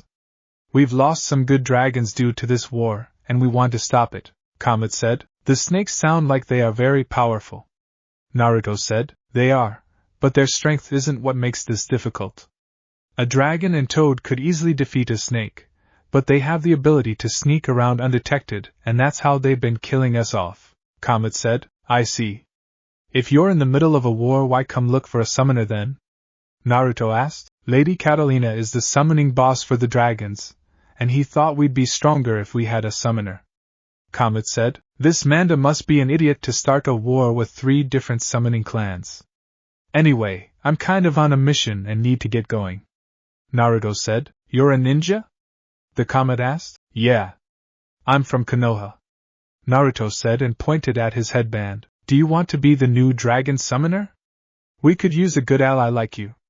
Comet said, and then a puff of smoke went off, revealing a dragon the size of the tree surrounding them. Comet, what are you doing? The dragon asked, and it was a feminine voice. My apologies, Lady Catalina. I was doing my mission to locate our new summoner, and then I was attacked by a snake. I was going to heal up and return, but this ninja healed me. Comet said, is this true, ninja? Catalina asked. Yes. Naruto Uchiha, pleasure to meet you. Naruto said and bowed. Naruto? Tell me, what is your mother's name? Catalina asked. Sayuri Uchiha. Why? Naruto asked. It is an honor to finally meet her hatchling. I am Catalina. I was your mother's personal summons, and now I am the boss summons of the Dragon Clan. Had I known you were still alive, I would have come to you sooner. Catalina said. My mom never mentioned she had a summoning contract. Naruto said. I see, but it is true. She was the very first summoner of this specific contract. Harper said. Can he be our summoner? Comet asked. I have no problems with that. Allying with Konoha again will be good for us. Catalina said, and then a summoning scroll appeared at his feet. Not to be rude, but I'm in the middle of a mission right now. What should I do? Naruto asked. Prick your finger and sign them in blood. You'll need to make a handprint as well underneath your name. Comet will be your personal summons, but he's due to start training, so he won't be available for some time. Catalina said. Awesome. Comet said. There. Now what? Naruto asked. Now you can continue with your mission. If you are traveling a long distance, summon one of us. We have some dragons that are mainly transportation summoning creatures, Catalina said, and went up in smoke with Comet. Well, I guess I won't have to walk to Suna. Naruto said and went through hand signs, summoning jutsu. Greetings, Naruto. I am Dash. How may I be of service? Dash asked. He was a falcon the size of a house. Can you take me to Suna? Naruto asked. Of course. Just hold on. I am one of the fastest of the Dragon Clan. Dash said, as Naruto hoped on. All right. I'm ready. Naruto said, and Dash flew off like he was shot out of a cannon. Suna. The gate guards at Suna were relaxing as the sun was shining right on top of them. They weren't expecting anybody today, so imagine their surprise when a huge dust cloud was coming straight towards them. They went on guard and readied themselves for an attack. They were shocked to see a huge dragon stop, and then a person jump off. Halt! State your name and business for visiting Suna, a guard said. Oh right. I'm Naruto Uchiha, and I'm here to deliver a message to the Kazekage directly from our Hokage. Naruto said. You're a bit early. We weren't expecting you for a few more days. The guard said. I caught a ride. Naruto said and pointed at Dash. I shall return to the summoning world, Naruto. Dash said and went up in smoke. Very well. You may enter. The guard said. Thanks. Naruto said and walked into the village. You saw the dragon, right? One of the guards asked. Yeah. The other guard said. As he was walking around, Naruto noticed people would stare at him and figured it was because he wasn't from around here. He was looking around and noticed a few shops that sold ninja gear and decided he'd look into them after he delivered his message to the Kazekage. As he was walking, he noticed somebody was following him, but he ignored it for now and decided to deal with it later. He reached the Kage Tower and went up to the secretary. Excuse me? Naruto said. Yes. How may I help you? She asked. I'm here from Konoha to deliver a message to the Kazekage. Naruto said, You're a few days early, but he's available. Right this way. The secretary said and led him to a door before knocking. Enter. A male voice said, Lord Kazekage, the Konoha messenger has arrived. She said, He's early. The Kazekage said, I had a ride. Naruto said, Very well. What is it the Hokage has for me? The Kazekage asked. It's an invitation to the Chunin exams in a few months. Naruto said and gave him the scroll. I see. Very well. You will see me there. Now you should seek shelter as we are expecting a sandstorm soon. After that you must leave. The Kazekage said as he wrote a response and gave Naruto the scroll. Sure. Naruto said and bowed before leaving. Naruto, where should I go now? Naruto asked himself. He was walking around the village, and once again he was being followed. He was walking around not paying attention and knocked somebody to the ground. Hey! Watch where you're going. A girl said. Sorry about that. Naruto said and helped her up. Yeah, you better be. The girl said. You don't have to be such a bitch about it. I apologized and helped you up. The least you could do is say thank you. Naruto said. Excuse me. Do you know who I am? The girl asked. No, and frankly I don't care. As far as I know, you're a spoiled girl with no manners. Naruto said. I am the daughter of the Kazekage. She said. So? Naruto asked. That's it? That's all you have to say? She asked bewildered. Yeah. I mean I'm not even from here. Is everybody rude like you? Naruto asked. I'm not rude. I'm basically royalty and I've kinda grown accustomed to people treating me like that. My name is Temari. Temari said. Naruto Uchiha. Naruto said. What's a Konoha Chunin doing here? Temari asked. I'm not a Chunin. I'm an elite genin and I had to give your father a letter for the Chunin exams in a few months. Naruto said. An elite genin? What's that? Temari asked. It's a new genin that has the skills of a Chunin, but needs the field experience to get promoted to Chunin. Naruto said. Wow. So, will you be taking the Chunin exams? Temari asked. Yeah, I'm still taking them. Naruto said. Isn't that cheating? Temari asked. Not really. I'm not a Chunin, I just have the strength to fight a Chunin. Naruto said. How old are you anyway? Temari asked. 13. You? Naruto asked. 14. Temari said. Are you a Chunin? Naruto asked. No. I wanted to be on a team with my brother, so I waited 2 years before I entered the academy. I'm the oldest. My brother Kankuro is your age and my brother Gaara is 12. Temari said. Cool. So, do you know where a hotel is? I need to find somewhere to stay for a couple days. Naruto said. You can stay at my place with me and my brothers. Temari said. We just met and you're already taking me home? Wow, this is so unexpected. You never even took me to dinner. Naruto said and Temari blushed. What? It's not like that. Temari said. I know. I'm just messing with you. Naruto said. And maybe I can show you around. Temari said. Get a hold of yourself, Temari. Temari thought. Like a date? Naruto asked. No. I mean yes. I mean no. Temari said. How about we agree that it's a date and in return, I'll take you out on a date if you're at the Chunin exams. Sounds fair? Naruto asked. Sure. Now come on. Temari said and grabbed his hand. Wow. Holding my hand already. You move fast. Naruto said. Shut up.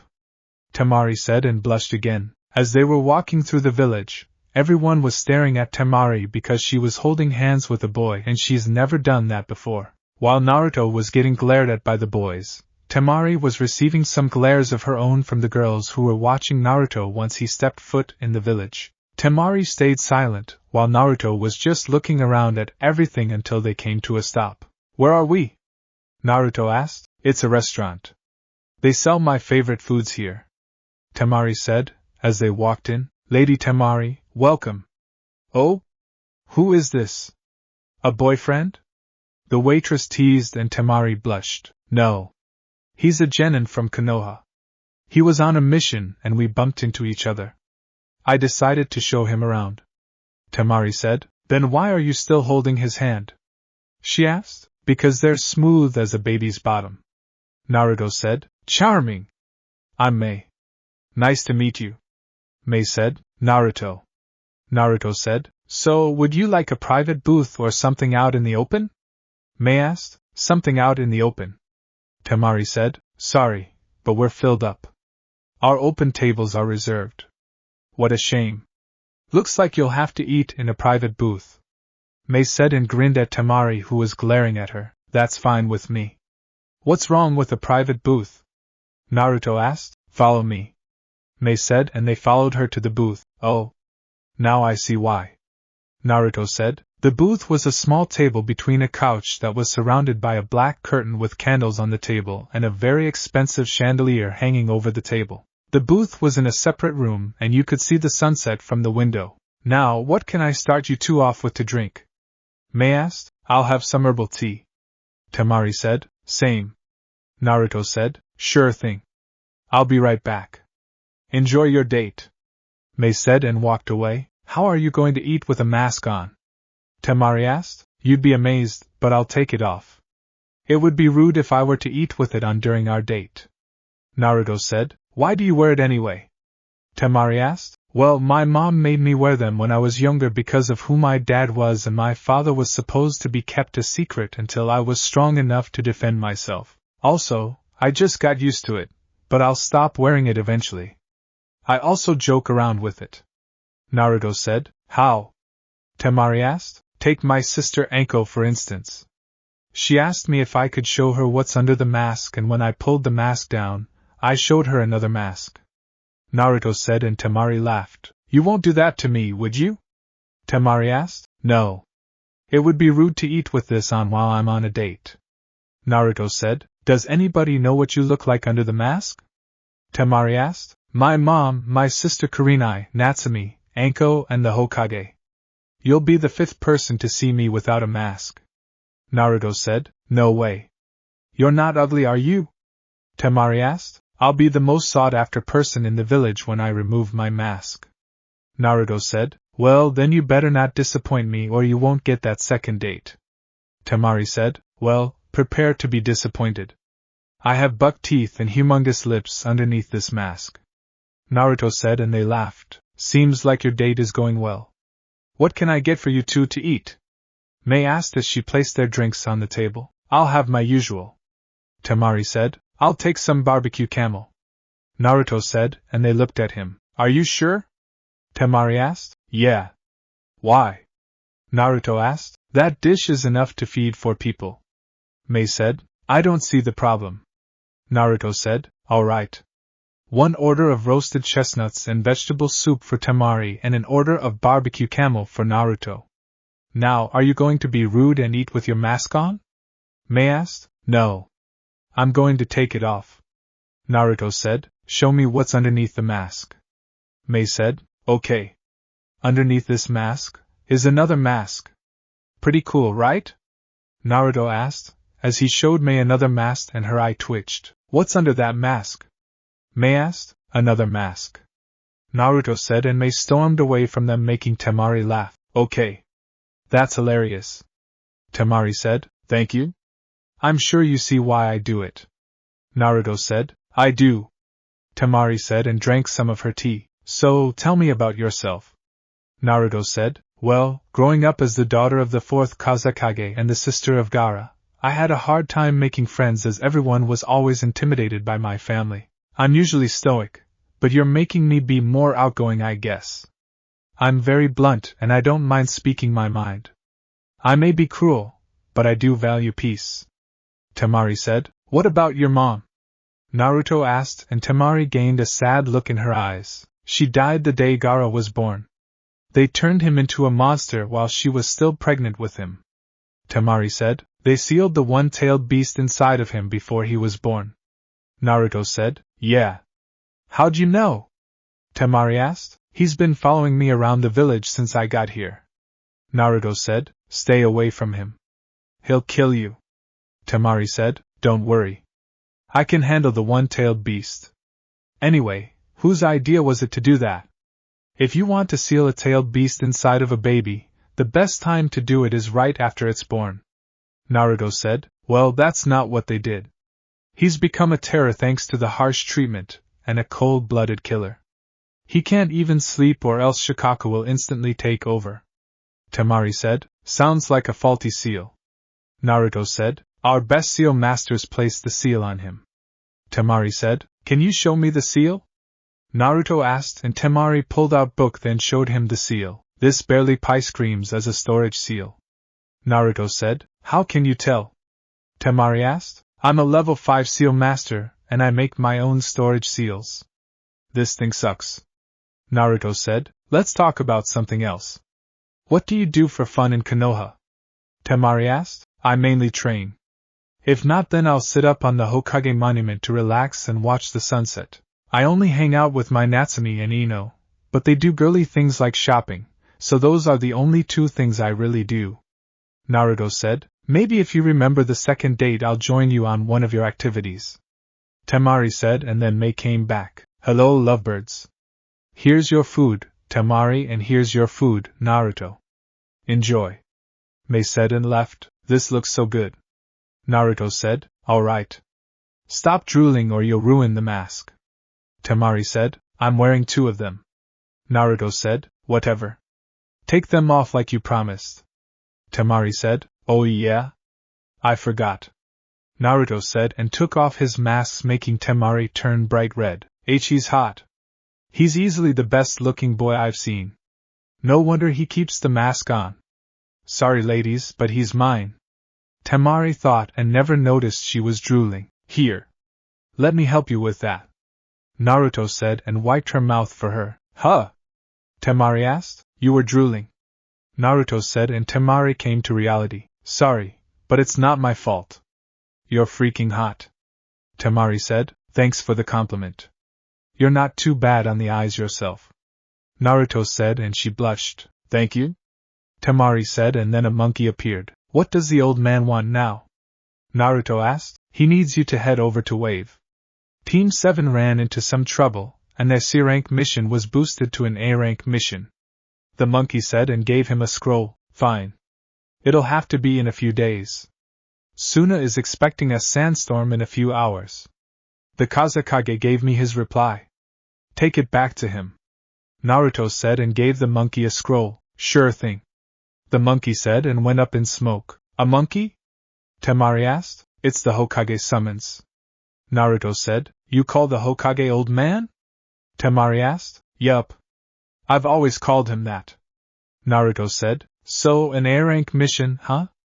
Temari asked. Yeah. I guess I have to go and save their ice creams. Naruto said. You said you're an Uchiha, so do you have the Sharingan? Temari asked. I don't know. You'll have to wait until the Chunin exams if you compete. Naruto said. I guess that's fair. How's your food? Temari asked as she took a bite of hers. It was good. Naruto said. What do you mean by was? Temari asked and then looked at his empty plate. I mean I ate it all. It was really good. Naruto said. How did you finish so quickly? Temari asked. I'm used to eating a lot. I have a big appetite. Naruto said. I can tell. So, any specific place you want to visit? Temari asked as she finished eating. That ninja store caught my attention.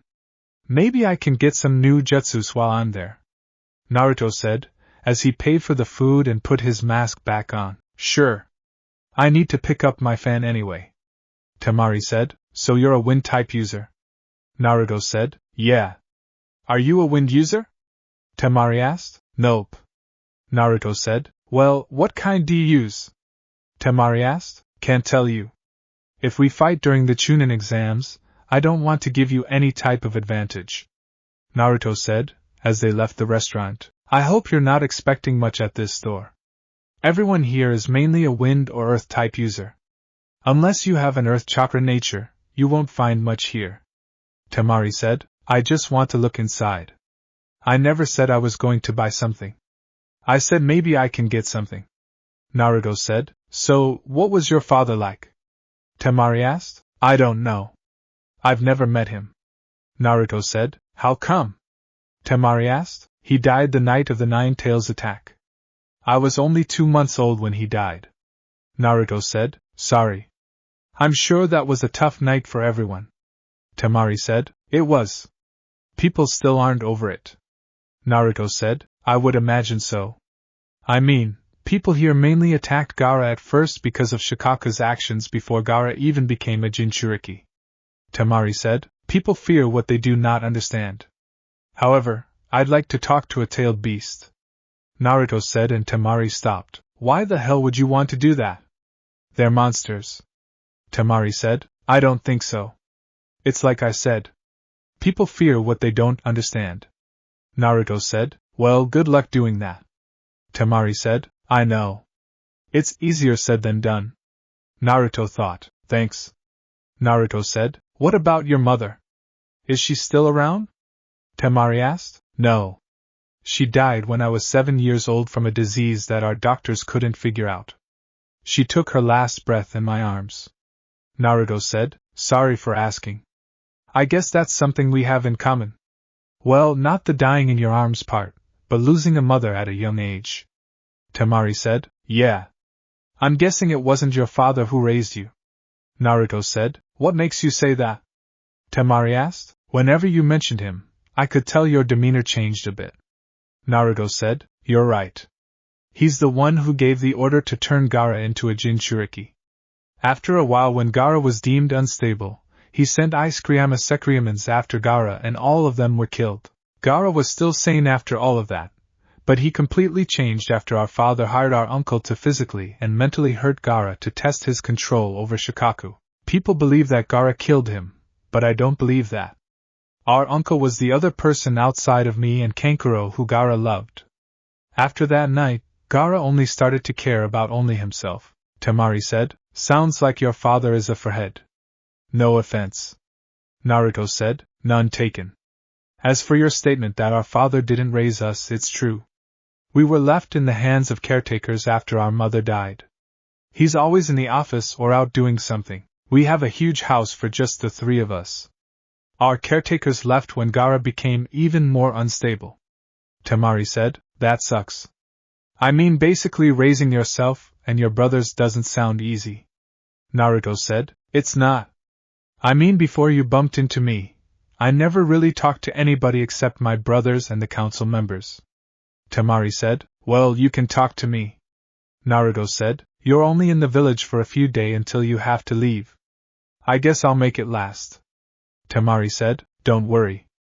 You'll hear from me again. Naruto said and they entered the shop. I'm gonna go get my fan. You can look around to see if you find anything you want.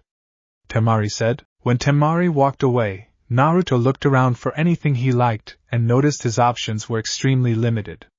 He found a few lightning and fire jutsus, but that was it.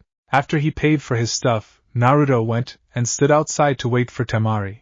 But then he came face to face with a red-haired boy who people were telling him to run away from. So, my stalker finally decided to show up. I'm guessing that you're Gaara. Naruto said, I am. Gaara said, so what do you want? Naruto asked, Mother wants your blood. Gaara said blankly, I see. Well, that's not going to happen. I'll see you later, Gaara. Naruto said, as he walked by him and placed a hand on his shoulder which shocked everyone, even Gaara. How did he touch me? Mother didn't protect me. Gaara thought and started to follow Naruto again. Temari just got her fan and went to find Naruto, but she couldn't find him. The only thought that came to her mind was Gaara must have gotten him, but she didn't hear the usual comments about Gaara killing anybody yet. She ice creamed he hasn't met Gaara yet, and he just got lost, so she kept up her search for him. Looking for me? Naruto asked, as he appeared behind her and screamed, then swung her fan at him, but he ducked out of the way. What the hell is your problem? Temari asked. What do you mean? Naruto asked. You can't just sneak up on me like that. I could have killed you. Temari said. Ah. Does Temari care about me that much? Naruto asked and rubbed her cheek, causing her to blush in embarrassed agreement. No. Let's go. Stupid pretty boy. Temari said and mumbled that last part. I heard that. Naruto said, as they started walking. Shut up. Temari said. Hey, Temari. A voice yelled out to her, "HM? What is it, Kankuro?" Temari asked. "Have you seen Gaara?" Kankuro asked. "No. I haven't seen him all day. Why?" Temari asked. "Because people are saying he's been acting weird. They said he had some run-in with a Konoha shinobi, and the guy actually touched him without his sand reacting." Kankuro said. "That would be me." "Who's the girl, Temari?" Naruto asked, and Temari snickered. "This is my brother, Kankuro." "Kankuro, this is Naruto. He's the Konoha shinobi I'm guessing everyone was talking about." Temari said. "That's me." "So, why are you wearing makeup?" Naruto asked. "It's not makeup. It's war paint." Kankuro said. "If you say so." Naruto said. "How did you survive an encounter with Gaara?" Temari asked. "I don't know. He said his mother wanted my blood, but I told him it's not going to happen, and then I walked away while putting my hand on his shoulder. He's been following me again," Naruto said, and then sand started to blow everywhere. "Shit. The sandstorm's coming. We need to get home." Kankuro said. "Come on, Naruto."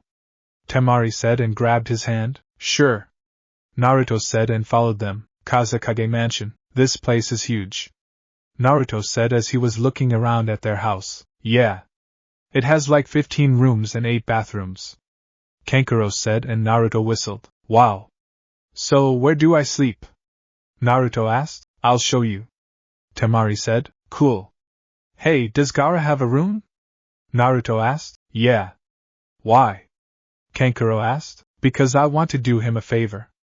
Naruto said and showed them a seal. "What is it?" Kankuro asked. "It's a chakra suppression seal. It was created by the 4th Hokage himself to suppress the chakra of a tailed beast from leaking out. If I can set these up all around his room, then they'll prevent Shikaku from escaping while he's asleep. Gaara isn't as unstable as he seems, honestly, from what I can tell." Naruto said. "How can you say that?" "He kills people who get close to him." Kankuro said. "He hasn't killed you or Temari. I'm positive that he only kills if somebody attacks him, and his sand only reacts towards hostile actions towards him. If Shikaku forces his way out while he's asleep because of a faulty seal, Gaara must have great mental control if he can keep the tailed beast from escaping while he's awake, since it's possible for it to happen, and should have happened by now." Naruto said. "Then how do you know your chakra suppression seals will work?" Kankuro asked. "Because in his book of sealing, the 4th Hokage said that he used this on the 4 and 5-tailed Jinchuriki during the 3rd Shinobi War. If it worked on them, then Shikaku shouldn't be a problem." Naruto said. "Do it." Temari said. "Temari! We can't trust him. He's an outsider. What if he tries to steal Shikaku from us?" Kankuro asked. "Why the hell would I want Shikaku? I can't even seal a tailed beast away." "Well, not yet at least, but I'll be able to in a few months, give or take. Anyway, what do you think I'll do? Put him in my pocket and walk out?" Naruto asked. "I trust him, Kankuro. He was able to instantly see the problem with Gaara's seal when I showed it to him." Temari said. "What was wrong with it?" "I thought Gaara just couldn't handle the power." Kankuro said. "Whoever sealed Shikaku in Gaara did 2 things wrong. Number 1, they sealed it inside of him before he was even born, which should never happen, and I'll take a guess to say that is what actually caused your mother to die. Number 2, he basically has a shitty storage scroll on his body." Naruto said. "Lady Chiyo is the one who performed the sealing ritual." Kankuro said. "Well, she sucks." Naruto said. "Just trust him, Kankuro." Temari said. "Why do you want to help Gaara?" Kankuro asked. "Because I'd do anything to make a pretty girl such as Temari smile." Naruto said, and she blushed. "Idiot." Temari thought. "If anything goes wrong, I'm blaming you." Kankuro said. "Sure. Now, this is the most important part. There will be a locking seal on the inside of his room to prevent people from coming in there. If the door opens, then the suppressing seals will stop working, since I'll have them set to activate when the door closes. I'll give Temari an overriding seal just in case. But if you ever need to go in the room, you need to wake him up within 5 minutes, because that's how long it'll take the effects of the seal to wear off on Shikaku. If you can't wake him up, just close the door and wait for Gaara to get up." Naruto said. "Why does she get the seal?" Kankuro asked. "Because she's more trustworthy than you." Naruto said. No, she's not. Kankuro said. Yes, I am, and you know it. Come on, Naruto. I'll show you Gaara's room and your room. Temari said, and they walked away. Temari showed Naruto his room and Gaara's room, then showed him the bathrooms. Coincidentally, his room was right next to Temari's room, so he'd have to be careful so he won't go in the wrong room. They went to Gaara's room and Naruto unsealed his sealing equipment and got to work. Temari was really impressed by his skill because he looked so fluent while drawing the seals everywhere, and called him a seal master. But he declined, saying he was far away from being called a seal master. It took him 3 hours to complete everything and used his Sharingan to check for any signs of a break in the seals. That was another thing he managed to do with his Sharingan. He was able to basically zoom in and out while inspecting his sealing, or anything else. It was really helpful, and it's what got him so far into his sealing. He would check everything over before he moved to the next step. So, is it done? Temari asked. Yeah.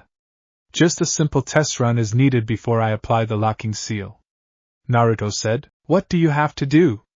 Temari asked. I need Gaara to come in here and go to sleep. Naruto said. I don't think that's a good idea. Temari said. Don't worry. I'll be able to suppress Shikaku if he escapes or tries to. Naruto said. How? Temari asked. Secret. Just tell Gaara to come inside and then you stay out. Naruto said, and she sighed. Okay. Temari said, and then Gaara came into the room. Why didn't my mother protect me from you? Gaara asked. Because I'm not a threat to you. I'm not trying to harm you. Now I need you to close your eyes and start to fall asleep. Naruto said. Gaara stared at him for a few seconds before nodding. Gaara closed his eyes and Naruto's sweat dropped because he was still standing up instead of laying on the bed. As soon as Gaara's eyes closed, Naruto felt Shikaku's chakra start to leak out, but the seals started to suppress the chakra, and after 20 minutes, then an hour, there were no signs of Shikaku trying to escape. Naruto woke Gaara up and Gaara was shocked that Naruto was still alive. How did you survive the monster inside of me? Gaara asked. The monster never escaped. This room will help you sleep at night, and not worry about Shikaku trying to escape. Naruto said, and then placed the locking seal on the door. Why did you do this? Are you going to kill me in my sleep? Gaara asked. No. I did this so you can have some sort of a normal life and become better. You're not the only person with a tailed beast inside of you, and I believe that none of you should be treated like an outcast. Now, before you go to sleep, you'll have to channel chakra into this locking seal so nobody can get in. If the door is opened, it will cause the seals to stop working, and if you're sleeping, Shikaku will escape. Naruto said. I see. You hurt my sister and I'll kill you. Gaara said. Duly noted. Good night. Naruto said and left the room. You're okay. Temari said and gave him a hug. Yup. Everything is working perfectly. I even set up a fail-safe in his room. If the seals fail, a barrier will appear and trap Shikaku while suppressing his chakra at the same time. If somebody breaks into that room, then they'll die because of Gaara's sand. Naruto said. Thank you so much. Temari said. You're welcome. Naruto said, and Temari yawned. Good night, Naruto. Temari said and went to her room. Good night. Naruto said and went to his room. 2 days later. Well, this is it. It's been nice meeting you all. Naruto said, as he was at the gates with Temari and Kankuro, but not Gaara since he was still sleeping. Sucks that you'll be leaving. I was going to challenge you to a spar with my puppets. Kankuro said, we still have the Chunin exams. Now that you're all entering them, I'll be looking forward to fighting you. Naruto said, so, are you going to wave now? Temari asked. Yeah. I need to save my team. After that I'll start training for the Chunin exams. Naruto said, well, I won't lose to you. I'm starting my training right away. Kankuro said, I'm sure you will. Naruto said and Kankuro left. I guess I'll see you in a few months. Temari said and Naruto nodded. Like I said, you'll be hearing from me sooner than you think. I have to go now. It was nice spending time with you, Temari.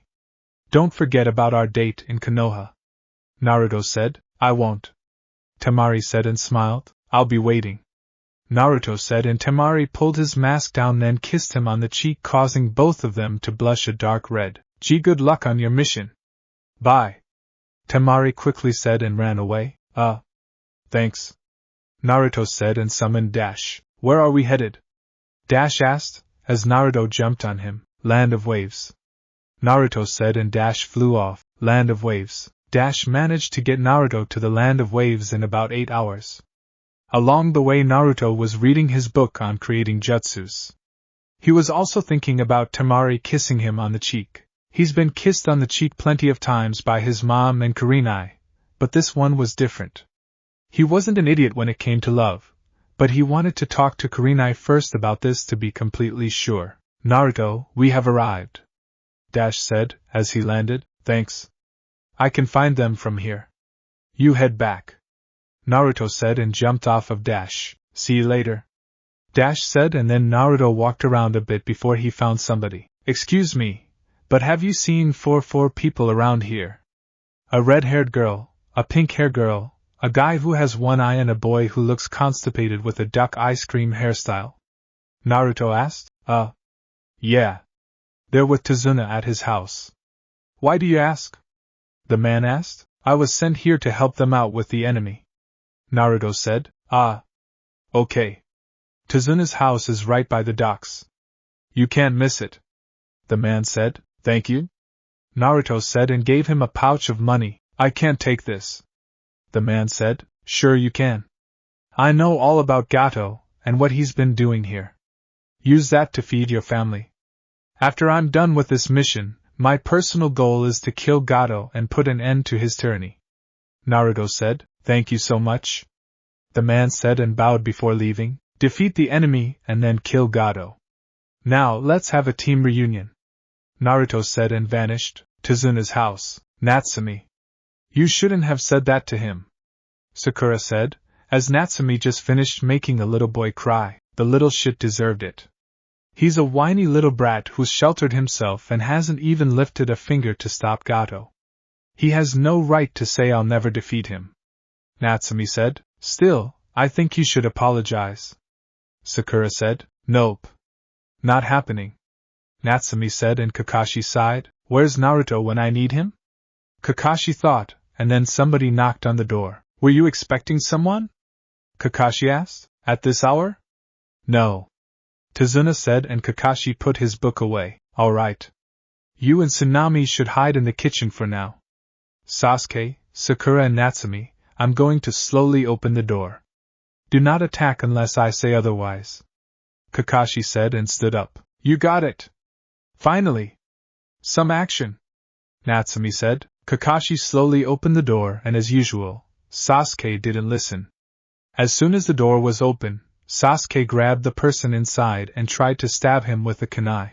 Natsumi and Sakura joined in, but they were all quickly defeated and the only thing you saw was Natsumi and Sakura hanging upside down from the ceiling. Sasuke was on the ground with a kunai at his neck and Kakashi was holding a wrist keeping a sword from slicing his head off while holding a kunai to back of the person's head. Well, that was rude. You didn't even let me introduce myself. Naruto said. Naruto. Natsumi yelled as she was struggling to get down. Naruto! Let me down! Sakura said. I guess you're the backup. Kakashi said, as he let him go and Naruto got off of Sasuke. Yup. That's me. Naruto said, as he put his sword up then released Natsumi and Sakura from the ceiling. Naruto! Where have you been? I can't believe you left me with Pinky and duck ice cream. Natsumi said and dramatically placed her hand over her head. I was on missions. Naruto said. I thought you were on Team 7 with us. Sakura said. I am. I'm an elite genin. Naruto said. How is he so strong? He will tell me his secrets, so I can kill him. Sasuke thought. Did the Hokage tell you what's going on? Kakashi asked. I read up on it on my way here. So, Zabuza Momochi and an accomplice? Can I fight Zabuza? Naruto asked. No. I'll handle Zabuza myself. He only escaped last time because his accomplice interfered. You'll be back up just in case. Natsumi and Sasuke will be fighting the accomplice and Sakura will guard Tazuna. Think you can stay back and guard the house while we're gone and come after the threat is dealt with? Kakashi asked. Sure. Naruto said and sat down. What kind of mission were you on? Sakura asked. Beranked to Suna. I would have been here sooner, but I had to wait out a sandstorm. Naruto said. How many missions have you done in the last 2 months? Natsumi asked. I don't know. Maybe 20. 21 including this one. Naruto said. Half-breed, I demand you tell me how you got strong and give me the sword while you're at it. Sasuke said. It's funny how you think you can boss me around. Let's get something straight. The only person who can boss me around in the Uchiha clan would be the clan head, and that's not you. Naruto said. I thought he was the clan head because he's from the main family. Sakura said. No. The clan head would be the oldest Uchiha remaining from the main family. Sasuke isn't the oldest. Itachi is? Technically Itachi is the clan head, but at the same time, he isn't. Naruto said. What do you mean? Kakashi asked. Think about it. Who was the original leader of the Uchiha clan? Naruto asked. Madara Uchiha.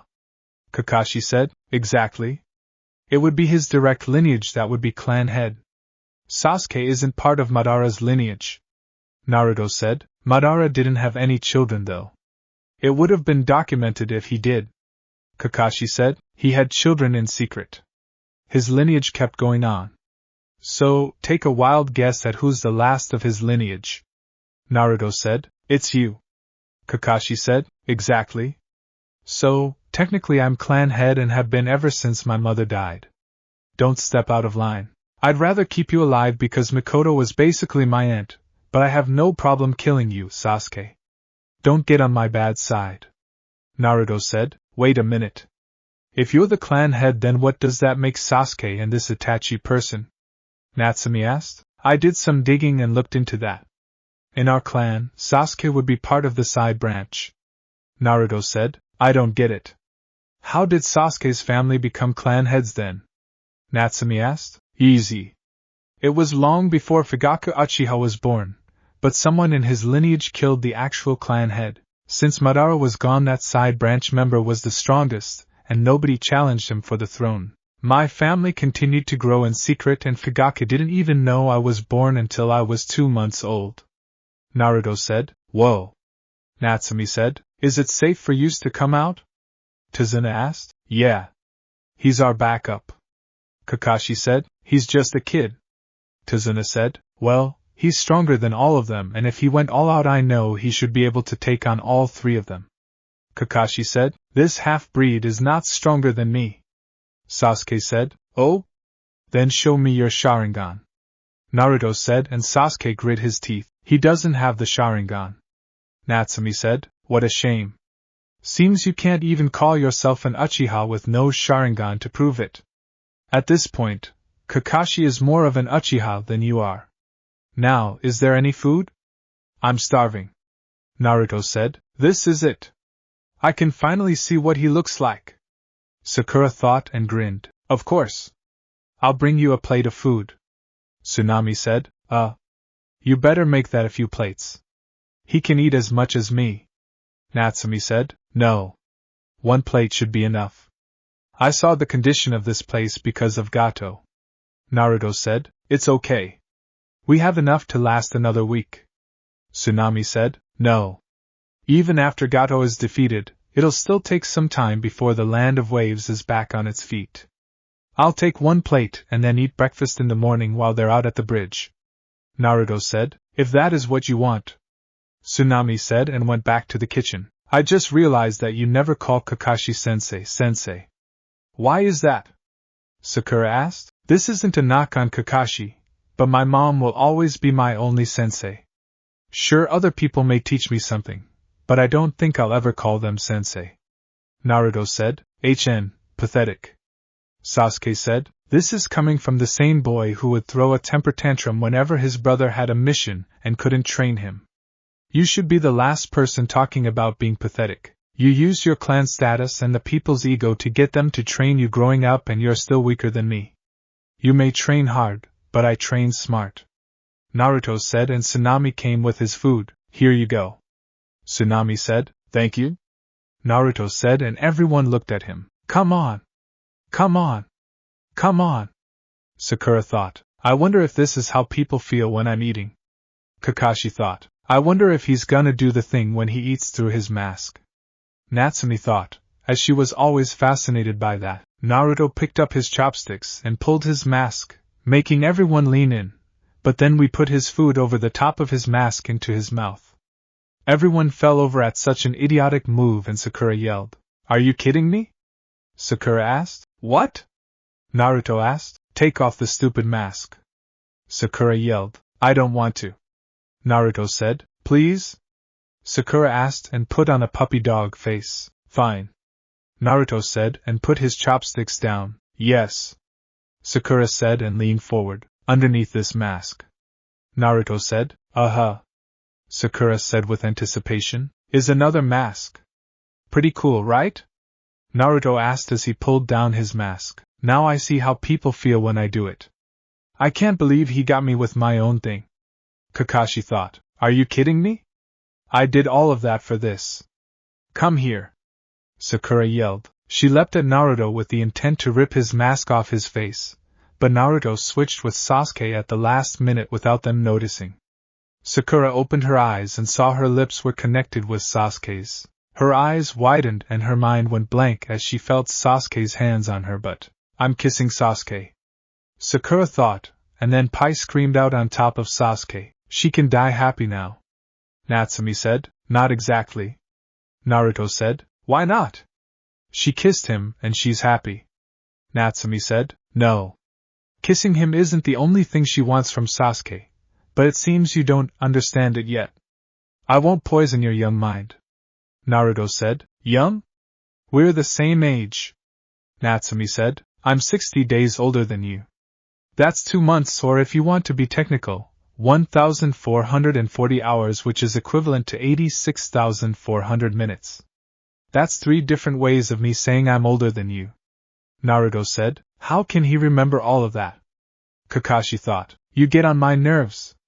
Natsumi said and stormed away, all in a day's work. "Now where's the little boy that I heard Natsumi yell at?" Naruto asked. "On the docks." Kakashi said, "I'll be back." Naruto said, "Docks. Hey kid. What's your name?" Naruto asked. "Inari." Inari said, "Nice. So why'd she yell at you?" Naruto asked. "Because I told her she doesn't know how it feels to struggle since she came from a ninja village and that Gato is too powerful for her. You all are just going to die like everyone else." Inari said, "I see. Well, let me prove you wrong on both instances.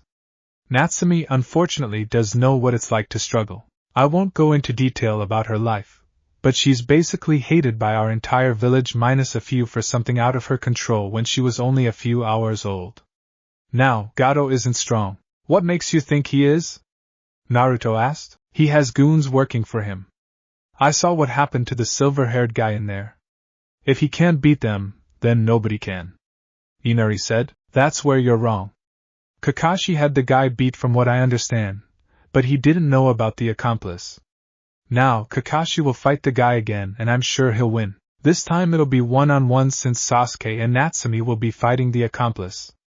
As for Gato and his goons, well, I've seen his goons around here and none of them can do this," Naruto said and used the fireball jutsu as a demonstration. "Wow," Inari said. "Like I said, his goons aren't strong. They're just common street thugs that pick on the weak. Tomorrow Gato will fall and the land of waves will be free from his tyranny," Naruto said and walked away. Naruto went inside to see Sakura still on the floor and figured Sasuke must have gone to sleep. He picked her up, then took her to the room she was sharing with Natsumi and knocked before leaving. He opted to sleep on the roof of the house and enjoy the cool breeze of the night. Naruto woke up early in the morning before everyone else and decided to get him some training done since he hasn't trained in a few days. He worked on his chakra control and taijutsu skills, but he didn't really push himself like he normally does due to him being needed at the bridge later on. He returned to the house after a few hours and saw everyone was up already. "So, everyone's ready, I see," Naruto said. "Yup. We're totally going to kick some ice cream," Natsumi said and gave Naruto a fist bump. "You better. Can't have you losing on your first mission out of the village. Don't worry though, I'll let the old man know you said I can become Hokage for you." Naruto said. "What? Hell no! I'm becoming Hokage. Natsumi said. I don't know. Ruling over the village does seem interesting. I might decide to become Hokage myself. Naruto said, and she gasped. You can't. You said you don't want to do it. Natsumi said. I'm just kidding. I don't want to be stuck in some office all day. Naruto said, and Natsumi sighed in relief. Good. For a second I thought I'd have to kick your ice cream. Natsumi said. It's not very ladylike to swear, Natsumi. Sakura said. It's also not ladylike to try and spy on Sasuke in the shower, you pervert. Natsumi said, and Sakura blushed. I wasn't. Sakura said. Right, and I don't have a ramen addiction. Natsumi said. Anyway, take care of yourself out there. Don't get too reckless. Naruto said. I'm the future Hokage. I can handle this. Natsumi said. Well, Naruto. I'll leave them in your hands. Remember, once the coast is clear, meet us at the bridge to back us up if necessary. Kakashi said. Sure. Naruto said. Are you sure you're able to go? You're still recovering yourself. Tsunami said. Why? Do I look like I'll fall over? I'll be fine. I just needed a few days to recover. Kakashi said. All right, come on. Let's go. Tazuna said, and they left. Come on, you two. Let's get inside. Naruto said. Will they be okay? Tsunami asked. They'll be fine. Kakashi is an elite Jonin. Natsumi is borderline low Chunin level, and the same with Sasuke. Naruto said. What about Sakura? Tsunami asked. Well, if she screams loud enough, I'm sure she can make somebody bleed from their eye, ears and nose. Naruto said. That's not really ice cream. Tsunami said. Yeah, I know. It can't be helped though. She doesn't like to train. Naruto said. Do you train every day? Inari asked. No. I train every other day. It's important to let your body take a break. Naruto said, and Tsunami brought him some breakfast. Here you go. I noticed you didn't eat this morning. Tsunami said. Thank you. You're really kind. Naruto said. You're welcome. Breakfast is important, so I can't have you missing out on it. Tsunami said. I agree. Inari said, and Naruto chuckled. Tell me, Inari. Are you ready to become a hero and help free this place from Gato? Naruto asked. Me? A hero? I don't know. Inari said. He's too young to be fighting. Tsunami said. He doesn't have to. I know something that will work. Naruto said. What do you have in mind? Tsunami asked. Simple. After I deal with our two guests that are about to arrive, you two should gather as much help as possible with anything they can use as a weapon and meet us at the bridge. Who knows, if we don't get to him first, you all may be able to get some hits in on Gato. Naruto said. Do you think they'll help us? Tsunami asked. Of course. Just tell them that the Konoha ninja are fighting Gato, and I'm sure they'll come to the bridge. Naruto said. I'll see what we can do. Tsunami said. What can we use as weapons? Gato and his goons took everything. Inari said. Use whatever you can think of. Naruto said, as the door was literally cut to pieces, revealing two men carrying swords, and one had an eye patch while the other one had a purple hat on. Well, what do we have here? One of the men asked. Well, we have 3 people trying to enjoy their day until you two Funas decided to show up. Naruto said. It was a rhetorical question. The guy said. I know, but I still felt like answering. Naruto said. Enough. Should we take all 3 of them? The guy asked. No. Gato only wanted the daughter as his hostage. His partner answered. So you work for Gato? Tell me, are you two the only ones here? Naruto asked. Yeah. Now hand over the lady and I might decide to let you live. The one with the hat said. Tsunami, would you like to go with them? Naruto asked. Of course not. Tsunami said and pulled Inari behind her. There you have it, boys. She doesn't want to go with you. Now you have 2 options. Either leave and never come back or die. Naruto said. You're just a kid. We can handle this. The guy with the eye patch said. Tsunami, cover Inari's eyes. Inari, cover your ears. Naruto said. Okay. Tsunami said, and they did as told. Now let's have some fun.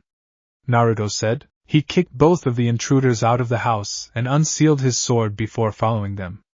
They got their swords out, and started swinging wildly at Naruto, who blocked or dodged every single swipe. Eventually they grew tired and Naruto went on the offensive. He appeared behind the one with the eye patch and stabbed him in the back through his heart. The other one tried to attack Naruto from behind, but Naruto ducked and the guy with the eye patch had his arm sliced off. Naruto kicked the guy in his knee, which caused him to fall to the ground, and then Naruto pinned him to the ground with multiple kunai and shuriken. What are you? The guy asked. A ninja. Why did Gato want Tsunami as a hostage? Naruto asked. I'm not telling you anything, the guy said, and Naruto stabbed him in both hands with a kunai, making the guy scream. I won't ask again. Now answer the question, Naruto said, and activated his Sharingan. He wanted to use her as a hostage to make Tazuna hand himself over to kill him. The guy said. Are there more of you? Naruto asked. We were meant to meet the rest of them at the bridge. We were going to kill Tazuna, then kill Zabuza and his helper. The guy said. What of the other women and little girls that I heard were kidnapped? Naruto asked, and the guy paled. I don't know, the guy said, and Naruto stabbed him in both knees. You're lying, Naruto said. Okay. We used them for sex. I didn't touch any of the kids. Gato did that. He only wanted the ones that were well developed.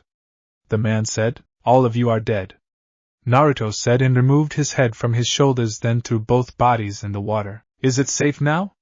Tsunami asked. Yeah. You can come out here, Naruto said. Where'd the two guys go?